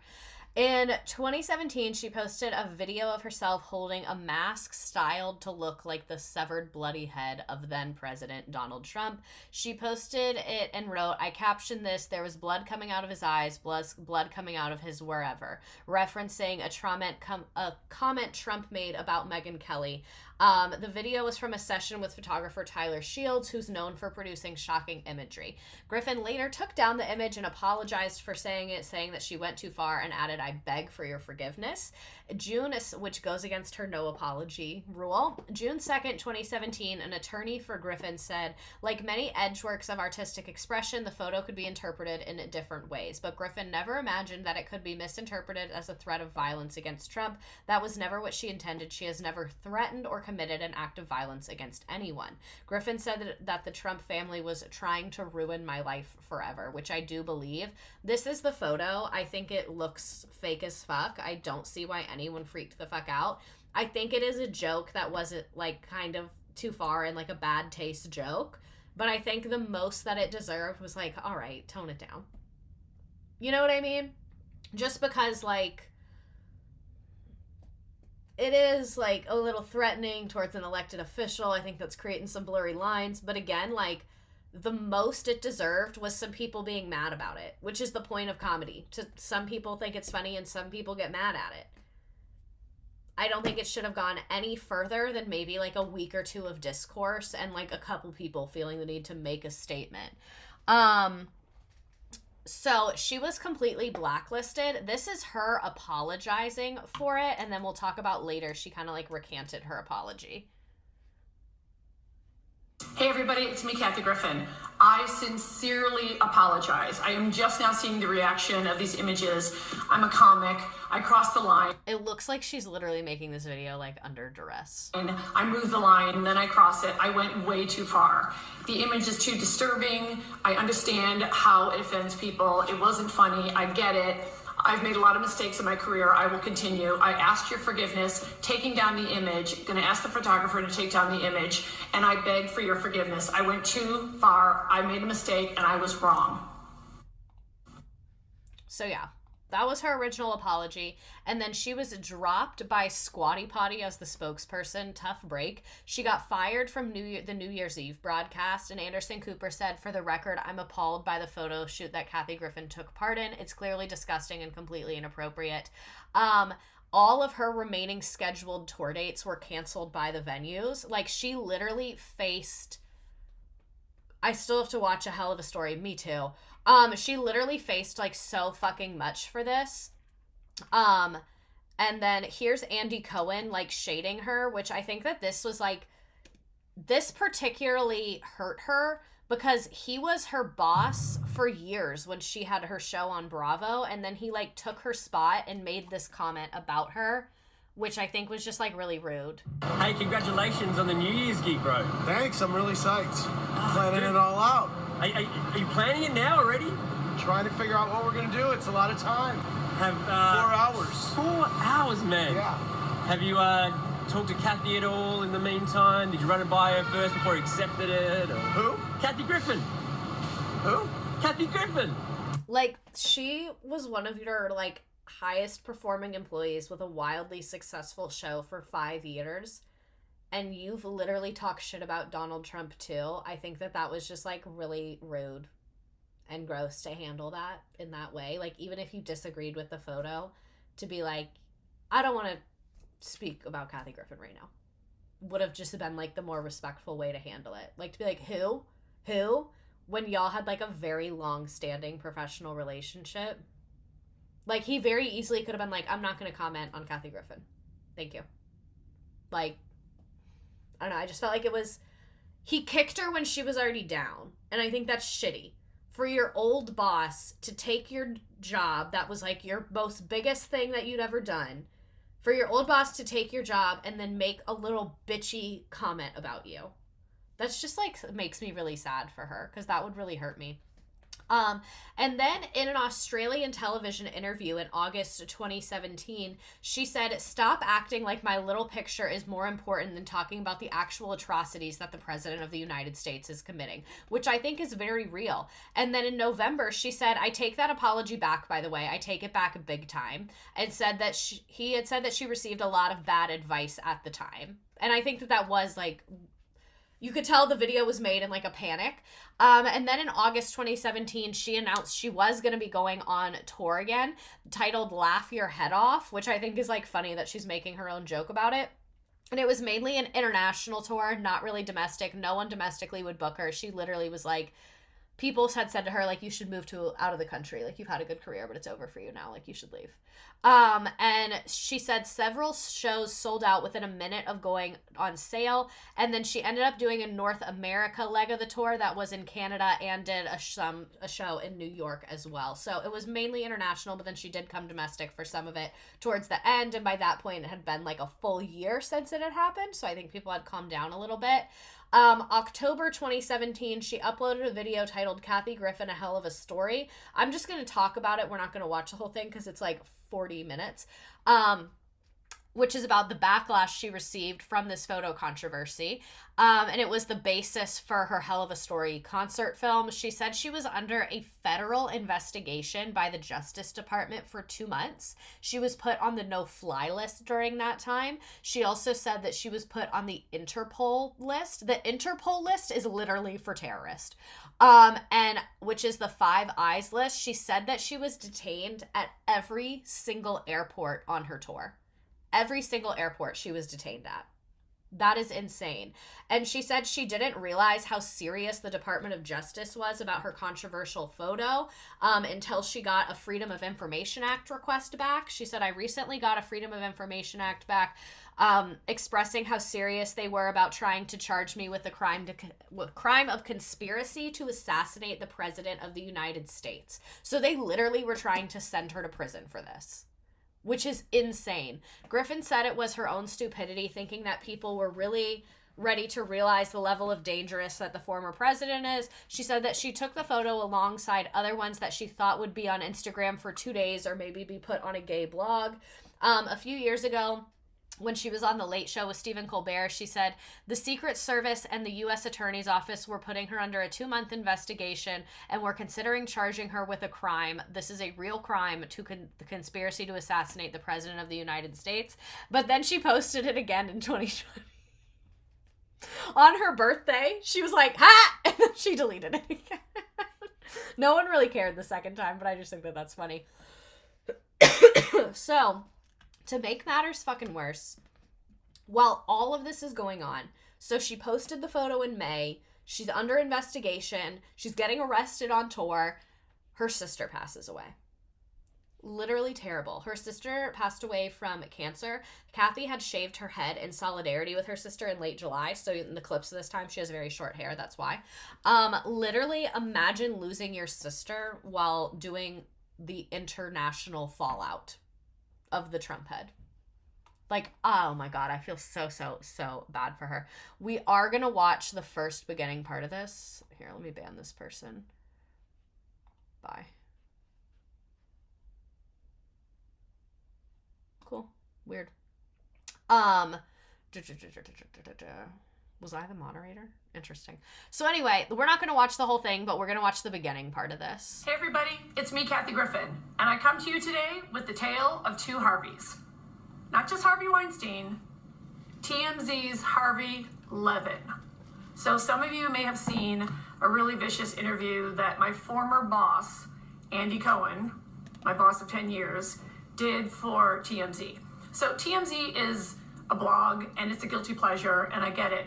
But unfortunately, it's really influential and a lot of people really believe it. So I woke up to this voicemail today on my phone. So for those of you that think, you know, I took the picture with the Trump And mask she's the and that youngest. thing's all over. Yeah. It's not at all It seems like over. most of her siblings have passed away, and keep in mind, she was a lot younger than all of her other siblings. It's still going on, and in fact, it's gotten worse for me. So this is what I woke up to today. Hey Kathy, it's Harvey Levin. How are you? It's Friday afternoon. If you have a minute, could you give me a call? I am at 818-972-0014. We're putting out his phone number. Hope all is well. So that's his number, and I don't have a minute to call him. Maybe you do. The reason I did that is that during the entire Trump scandal, I was doxxed so much that people obviously got my phone number and my address, and the Trumpers came after me. And I just want you guys to know, Harvey Levin, a blogger, is very much in bed with everybody from Hollywood to Donald Trump. So during my 2-month investigation, phone numbers got out of my mom, and my mom got death threats at her retirement village, and my sister, while she was dying of cancer, got death threats at her apartment. Terrible. So that's why I'm putting that out there. Now, I know because I did that, I'm probably going to have this taken off social media right away or whatever. So I'm actually asking you guys if you can preserve this tape in some way and maybe spread it around. I don't know. Oh, and by the way, Harvey, where the fuck did you get my personal cell number? And who the fuck do you think you are harassing me on my cell phone, calling me directly? Where'd you get my number? Your good friend, Lisa Bloom. And I get it. I know the haters are going to say, well, if you can't take it, don't dish it out. But I'm a comic, so... So this, oh no, this is a 17-minute video. She has a long one too. Anyway, she goes into, everyone who's involved in this that were, working with higher-up people. It's just, really fucking crazy that this happened to her. And I just feel really bad for her, and she's still dealing with it. And from 2012 until November 2018, she was dating a guy named Randy Bick at this time. Apparently they reconciled after they broke up and ended up actually getting married in her home. He is 18 years younger than her. So period, kind of like the Levi Johnston era moment. This is her private wedding to him in her home. In 2020. I love Lily. Who is that? Lily Tomlin? Yeah, Lily Tomlin with the binder. Absolutely iconic. Absolutely iconic. They could never make me hate Kathy. So they briefly parted ways after 7 years together, like I said. The comedian posted on Twitter, God help me, but I'm going to be one of those people who announces a breakup. After 7 years, Randy and I have decided to part ways. It's not acrimonious, and I will always adore him. But then they got back together pretty quickly, and she confirmed that they were back together pretty quickly. And yeah, so she married that guy. So that's hilarious that the sidekick was right. She was just wrong about the year. It was in 2020. And then this is a video of her in 2020 as well. This Hello, interview. I'm Kathy Griffin. You are at my home in Bel Air, California. I keep my Grammy so close to the front door that people pretty much trip on them. Then they spend the first few minutes telling me to my face I'm an a-hole for doing it, and then they all want a picture.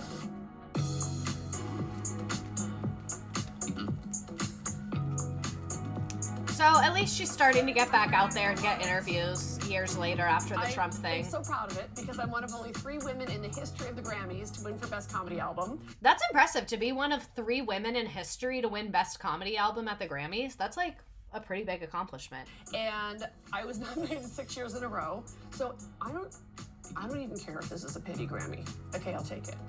Those people that are like, I don't want your pity. I'm happy to take your pity. No, none of you can touch this. I just want to be clear about this. She's just funny. She just seems like a good time. People don't know this. Only another Grammy winner can touch the Grammy. A lot of people don't know this. There's a real natural relationship between comedy and music. What I like about even being sort of part of the Grammy music community is we do have so much in common. So that's one of my points of pride for this.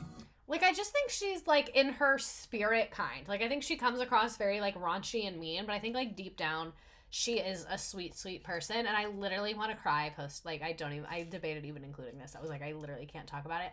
But her mother passed away in 2020. Her mom died March 17th, 2020, and Griffin said, I am gutted. My best friend, I'm shaking. I won't ever be prepared. I'm so grateful you guys got to be a part of her life. You knew her, you loved her, she knew it, and of course she went on St. Patrick's Day.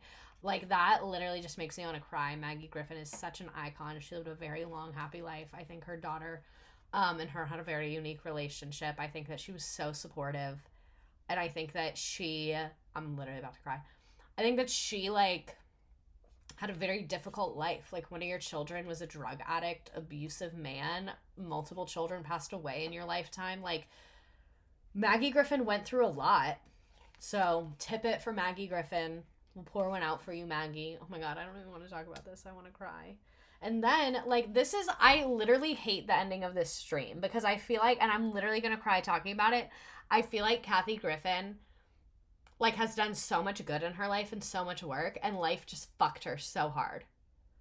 Like, life just fucked her so hard. Like, she lost her mom, she lost her sister, and then in 2021 she announced that she herself had to have half of her lung removed because she had lung cancer. Like, I feel like this is just so sad, and I feel like Kathy Griffin deserves so much better than this, and like, Kathy Griffin has done so much for other people, and I think that she has just been, like, such an icon, and, like, I look up to her so much, and, like, this is gonna get real deep and personal, but making this made me fucking spiral, because I was like, no matter how funny you are, how hard you work, and how much advocating you do, and, like, how much good you have in you, you can still just get fucked. Like, you can get put on the no-fly list, and the people that you love die. Like, nothing can protect you from that. Ugh! What are we even here for then?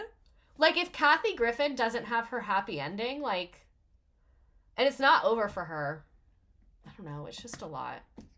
Like, the fact that she got lung cancer and she wasn't even a smoker. She didn't smoke, but she played in a lot of clubs when smoking indoors was legal. That's a great point. You're so right. And then, like, this is, like, big trigger warning, like, heavy stuff. She's talking about that she struggled with pill addiction and made an attempt on her life when a lot of the scandal stuff was going down. We're not going to watch this whole thing, but we'll watch the beginning part of it. Kathy Griffin has undergone a profound transformation. Hi, Juju. But it wasn't easy. In fact, she says it was excruciating. A little bit over a year ago, in June of 2020, I tried to take my life, and I made a very serious suicide attempt. To lose all my work overnight and to be told by people in my own industry, it's over, leave the country for 5 years, you've shamed our industry, you know, on and on and on. And it definitely got to me. And so I got to the point where I kind of agreed, like, maybe it is time for me to go. And I've had a great life, and I don't think there's a next chapter for me. And what I think, though, really led to something that extreme was I had become very severely addicted to prescription pills. Damn. So I am in recovery, but I'm a drug addict. 4 years after the... Especially because, like, she so adamantly, like, never drank alcohol to try and, like, not fall to that fate. Because I think, and she's talked about before, like, alcoholism runs in her family, all of that. Like, it's just really sad. Like, and I feel like this is the prime example of, like, this can happen to fucking anybody. Like, no matter how successful you've been, how much money you have, no matter how far you've gotten in life, one mistake and one time, like, not thinking before you speak, and I don't want to say it's her fault because it's not and she didn't deserve this, but you get what I'm saying. Like, one moment can change everything, and you can end up in this situation, because I think a lot of us think of, like, mental health as, like, a child's issue and, like, a teenager and a young adult issue, but, like, this can happen way later in your life. You've shamed our industry is wild when people like Bill Cosby exist. Literally, like, who said that to her? The Trump mask photo scandal that almost destroyed her career A stark and candid conversation about addiction, mental health, and now a shocking cancer diagnosis. I was laughing to stay alive, and what I found is I felt like if I can't make others laugh, then there's no purpose for me to live. I can see how you could spiral in that way. A woman in the male And this also said, like, I'm just now realizing the timeline. The time she had made an attempt on her life is also around the time she got married to this guy. See, she survived lung cancer during COVID and came back after addiction. She's so brave. No, like, she's literally our strongest soldier. Comedy, bold, brash, unfiltered. Griffin rarely holds punches and often pushes right up to the line, if not over. One of the things that strikes me is, this note in your routine where you said, Michelle Obama's great, go high if you can, I'm down in the mud. Michelle, I love you. Take the night off, because I'm down in the mud with the pigs where I belong, rolling around. Where I belong. Yes. Where I belong. Yes. Why do you belong there? We look at what's happening, and in my case, censorship and First Amendment issues, and think, sometimes taking the high road doesn't always work. But what is it about your background or even about this your question's spirit annoying that me. makes you want to fight dirty or be down in the mud? Well, I think I'm a scrappy gal, and it's the way I was raised, and it's the kind of family I'm from, and I think it's what folks that watch my work kind of respond to. Kind of a tell it like it is attitude. An She's attitude so smart. shaped by a childhood as colorful as it was traumatic. I mean, Irish Catholic family, lots of, alcoholism. Remember, it was a different time, right? Sure. So I was making mixed cocktails for my parents, when I was a kid, and I didn't. So she kind of just gets into some of the stuff about her childhood, and then I believe she talks about her brother and some of those things. Feel free to watch this on your own time. I'm going to be honest, it's incredibly sad and depressing to me, and I feel like I'm being visited by the ghost of Christmas future. So we're going to move forward and kind of talk about kind of like a, after this, what she decided to do, which I think is incredibly inspiring, because after going through lung cancer and an attempt on your life and addiction, she started trolling Elon Musk on Twitter. And I think that if I'm ever at my lowest point, that's what would bring me back up as well. On November 6, 2022, she got suspended from Twitter for impersonating Elon Musk using his profile photo and changing her name to Elon Musk because she had the check mark. Imploring people to vote for the Democrats in the midterm election and encouraging them to retweet and spread her post as Elon Musk. She also, posing as Elon Musk, had decided to vote blue to support women's rights. Musk tweeted the same day that anyone impersonating a public figure would be permanently suspended unless the account was clearly marked as parody. The next day, Griffin posted on her deceased mother's Twitter account calling Musk an asshole, and she further challenged the site's policy that she had used her Twitter profile for impersonation. Musk tweeted in a reply to another tweet, actually, she was suspended for impersonating a comedian. You're not funny! That's not a good joke, Elon! And on November 18th, he announced that her account had been reinstated. Nothing to bring you out of a suicide attempt, like fighting with Elon Musk. And then December 29th, 2023, she filed for divorce from her husband that was a lot younger than her. I don't know. I feel like there's something going on there. I need her to write a book about this time. She said that she was unable to serve him divorce papers, or court records revealed that she was unable to serve him divorce papers because his whereabouts remain unknown. And she hired a private investigator to try and find him, but that was unsuccessful. I don't know what his deal is, but I hate him. Everything I've seen of him, I'm not into it. I think he sucks from everything that I've seen. And then this is from March 2024. I wanted to end on something. She's talking about her new stand-up tour. And her voice is like very different here. She explains it a little bit. It's because of her lung cancer and treatments and surgeries she's had done. Grammy-winning comedian Kathy Griffin has been through so much personally and professionally over the last few years. It is no wonder her latest comedy tour is entitled My Life on the PTSD List. Real. Please welcome back the most magnificent Kathy Griffin.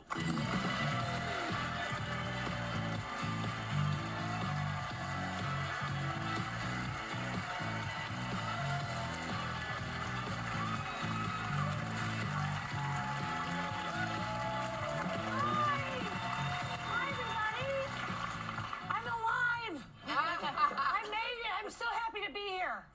I think she might also be a little Let me sick. explain my voice. You guys, I had lung cancer even though I never smoked. And so they had to take out half of my left lung and then alter my voice. And I don't like how you're all flaunting your 2 lungs in my face. Well, I'll do something different. I got a half a lung on my left side. Can you believe that? Well, so that you can live with a half a lung. Yes, I'm the face of the 1.5 lunged community. I've been through I like her hell and positive back, people, energy. hell and back. It's weird to hear her like this, though, I will say. This is your first tour in 6 years. 6 years. Her hair I does was look out of great. work because of that. There, I said what it was. All about a picture. A picture I took. Making fun of the president, which you're supposed to do as a comic. Literally. So you're feeling pretty good about being back. Oh, I love It's it. a new groove, and you also have an announcement. I do. Tell. So I'm on a 40-city tour, but today I'm adding 8 more cities, and the pre-sale code is all capitals PTSD, and one of the shows is at Carnegie Hall. So it seems like she has rebounded from a career perspective. Like, she booked Carnegie Hall again. She's touring again. That makes me really, really happy for her, because you can tell, like, that's what she loves. Like, making people laugh makes her happy. So, like, I was happy to see that in a recent clip I could find of her. It seems like she is doing much better. I don't even want to watch this. It's people protesting her tour, being mad about the Trump head. Who literally fucking cares? We do not have time for this, but I kind of want to show it to you anyway. She surprised her assistant on Say Yes to the My name is Dress. Tiffany Reinhart, and people may know me from Kathy Griffin, My Life on the D-List. I was Kathy's assistant for almost 8 years. I consider her one of my best friends. Tiffany? Yes. Hello, I'm Allison. Hi. Nice to meet you. Who do you have Tiffany's with you? gorgeous. This is my mother-in-law, my maid of honor, my mom, and a bridesmaid. Welcome. I thought Kathy was going to come here today, but then she called me saying that she was called to do something in LA. So I'm just pissed off at her for not coming. We're gonna head on back and get started. Sound good? Follow me. I'm going to keep Tiffany distracted and send her group to the back of the store to shop, while Randy sets up the surprise in the main salon. What tricks do you have up your... D-dress. Okay, you see what everybody has to say? Sure. Ready? Okay. Let's do it. This way. Okay, everybody, what do you think? I love the blush. Kathy? I like the neckline. You like that color? Surprise! Her assistant. Let me choose. Hi, everybody. You think I would really miss this, do you? I was so mad at you. This is cute. We've been through so much. This also speaks volumes about, I'm about to cry, about her character, how much her old employee loves her, and they're still part of one another's lives. Past 8 years. I'm just happy Kathy's a part of it. You can have this dress if you want. I'm just wearing it as a mannequin. I was so mad. Oh my God, I would never miss it. This took weeks in the making. Oh, I'm so glad we watched this. It's so positive. Excuse me, Virgin Bride is here. Honey, all the brides are virgin here, okay? Sure, I'll go with it. Did you know she was up there? No! I was afraid you would see me. I was standing there and I thought if Christine sees me. You had me on an emotional roller coaster this morning. I called you on the phone, worked up the tears. Wasn't a lie. Worked up the tears. She's a tough cookie to surprise. Very smart. Well, back to what we were saying. Dress So number what do one. you really think? I think it's pretty, but she should have what she wants. I've shared so. Oh, that's just like a nice little sweet moment. Okay, that was like the perfect thing to finish that on, because Kathy Griffin is just such an icon. Next week is going to be a lot heavier, but we're not going to talk about like graphic sexual abuse, because that's really, really depressing. So we're going to talk about mildly less depressing things. Labor trafficking.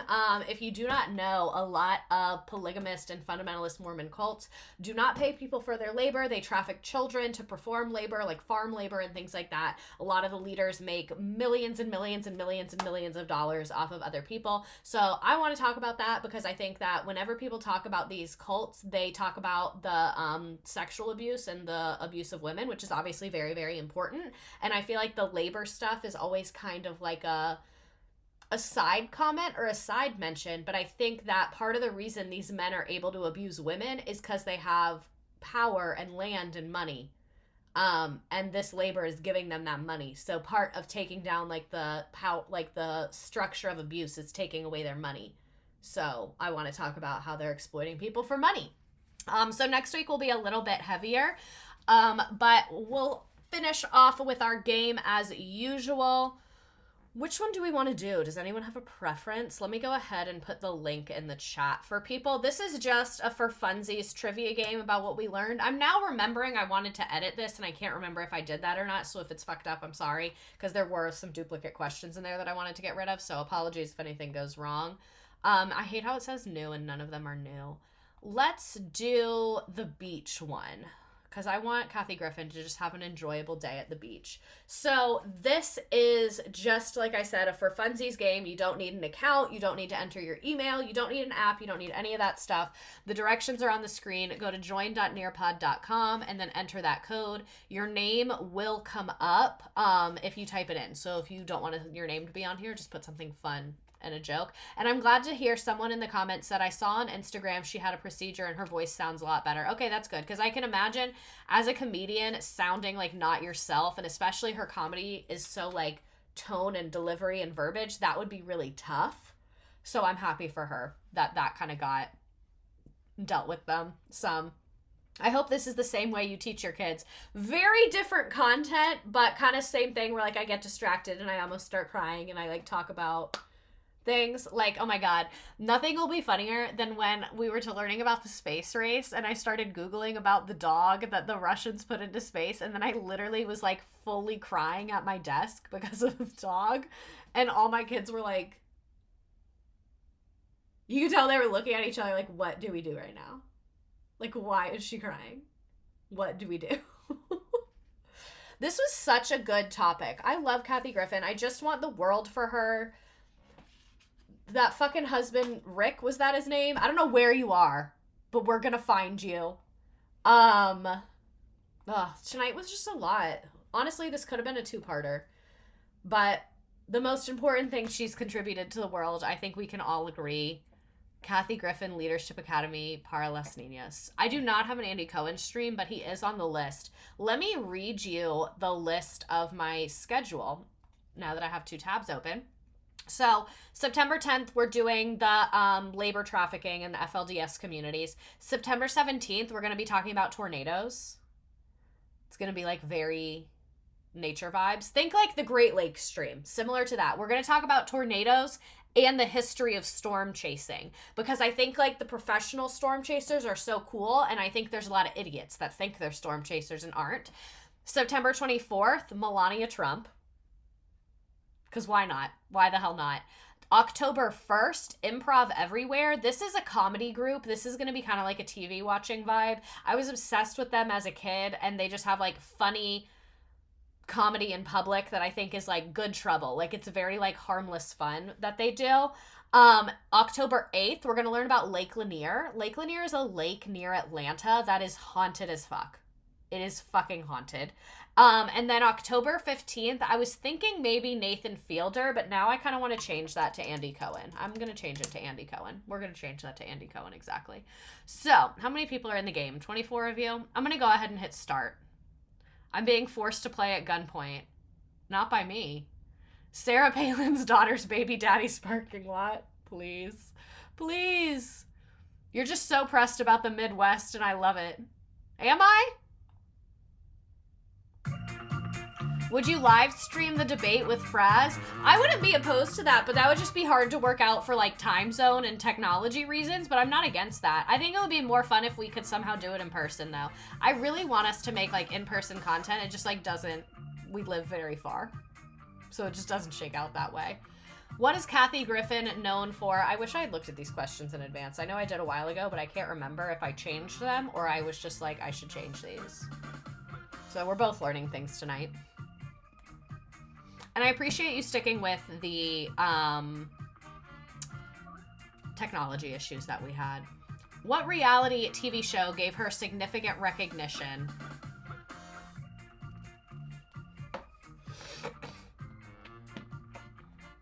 I hope these questions are good. I'm scared right now. I don't know if you can tell. Because I just said it 9 times.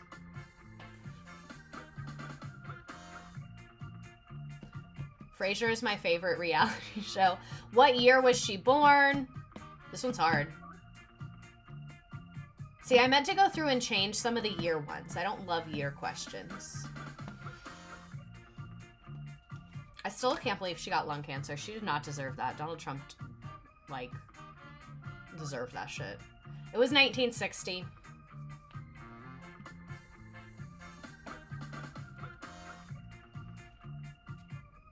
I kind of like the beach music. It's fun. I feel like I'm on a cruise ship. Why did she divorce her first husband, Matt?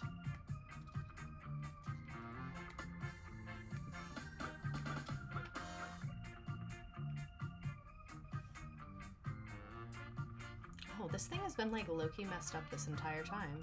Wow, would you look at that? Oh, that's how it was supposed to look. That makes sense why I couldn't get the chat to fit where I wanted it to.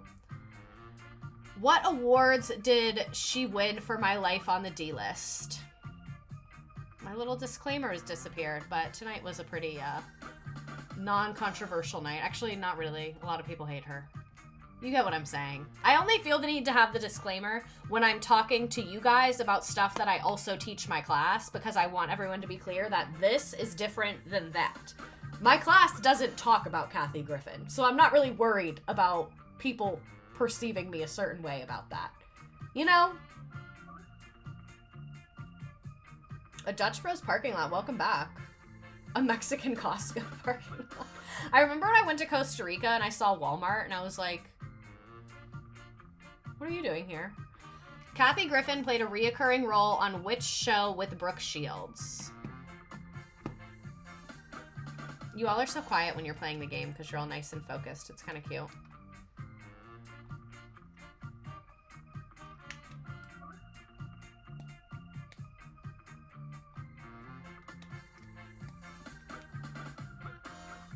Kathy Griffin's stand-up can often be described as...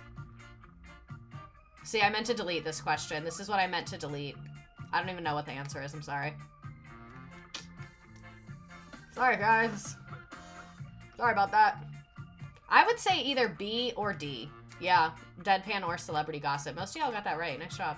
But I don't really think I know what deadpan means, if we're being honest. Y'all, I have to teach for the first time this semester tomorrow. Good luck. Good luck. She famously hosted which event for several years until Andy Cohen took her place? Mean Boss Mean. Oh yeah, good luck. It's gonna be great. I mean, everything will be perfect. Have a positive attitude. That's what I meant to say. Obviously.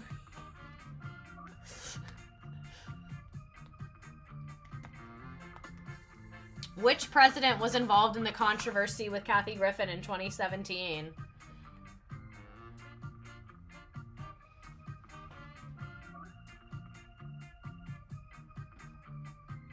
Being first and losing, it's tough. Kathy Griffin received backlash for making jokes about which religious figure? This one has 2 right answers. This one I did change. I remember. I remember.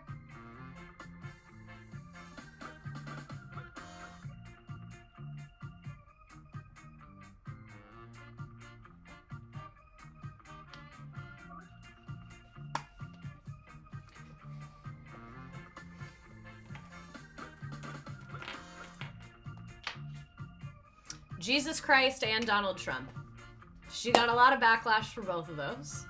And I think a lot of people hold those 2 in the same regard. Number 1, Palin's daughter's baby daddy. Melly Lynn, I'm being forced to play at gunpoint. I really hope you're not. Comedy for the troops, a Mexican Costco parking lot, Kathy for the win, Kat 1.5 lungs, Maddie, a Dutch Bros parking lot, Kai, Kathy's assistant, Seagull, FBK, Amber, Saturn Cat, Magic Hair, Andy the Devil, Sarah Palin's daughter's baby daddy's parking lot, Can't Think of a Joke, I'm Tired, Peyton, Jewel, Holly, Emo Dad Jokes, Andy W, and the JB song on Kathy's iPod. Nice job, nice job. I'll stick around for a couple minutes. Any memes, anything that you want to mention? I literally could have easily done a month-long series about Kathy Griffin. She was so formative to me as a kid. That was one of my, like, favorite shows to watch as a child, which I know was weird. But just, like, her comedy style really taught me a lot. And, like, seeing her get yelled at for jokes made me learn, like, oh, certain things you can't say to certain people, and, like, just kind of how that lands. And just seeing her, like, advocacy work. The thing that I admire about her advocacy work is you can tell what she does is very intentional. Like, there's lots of celebrities that go to random charity events, but, like, when Kathy Griffin decides she cares about something, like, she works. Like, she was in the halls of Congress trying to lobby. Like, she works. Can't wait to discuss FLDS next week. I'm the normal one and everyone else is crazy. I literally agree with her. Minerva grinding for Kathy because she's an elite employee. There was also, like, Minerva was on her show being like, my name's literally not even Minerva. Like, the way Kathy Griffin just, like, stereotypes herself is kind of funny in that interaction. Once you enter, there's no way out. Kathy Griffin, you should be ashamed of yourself. My children, especially my 11-year-old son Barron, are having a hard time with this. Sick. So your 11-year-old son thought that Kathy Griffin murdered you? When was the last time you talked to your son? Go be like, hey, I'm alive. And it probably would have been less jarring to him. She really, like, the bikini bod. So I guess that does check out when you publicly are open about having struggled with eating disorders. The results are astonishing. It's fine with me. Let's get the loom. All right. Thank you so much for being here. I love Kathy Griffin. Kathy Griffin, if you ever watch this, thank you. Like, you are one of my career icons and role models. Thank you for all that you've done for me and other people. And I'm sorry that so many bad things have happened to you. I love you and I would take a bullet for you without you asking.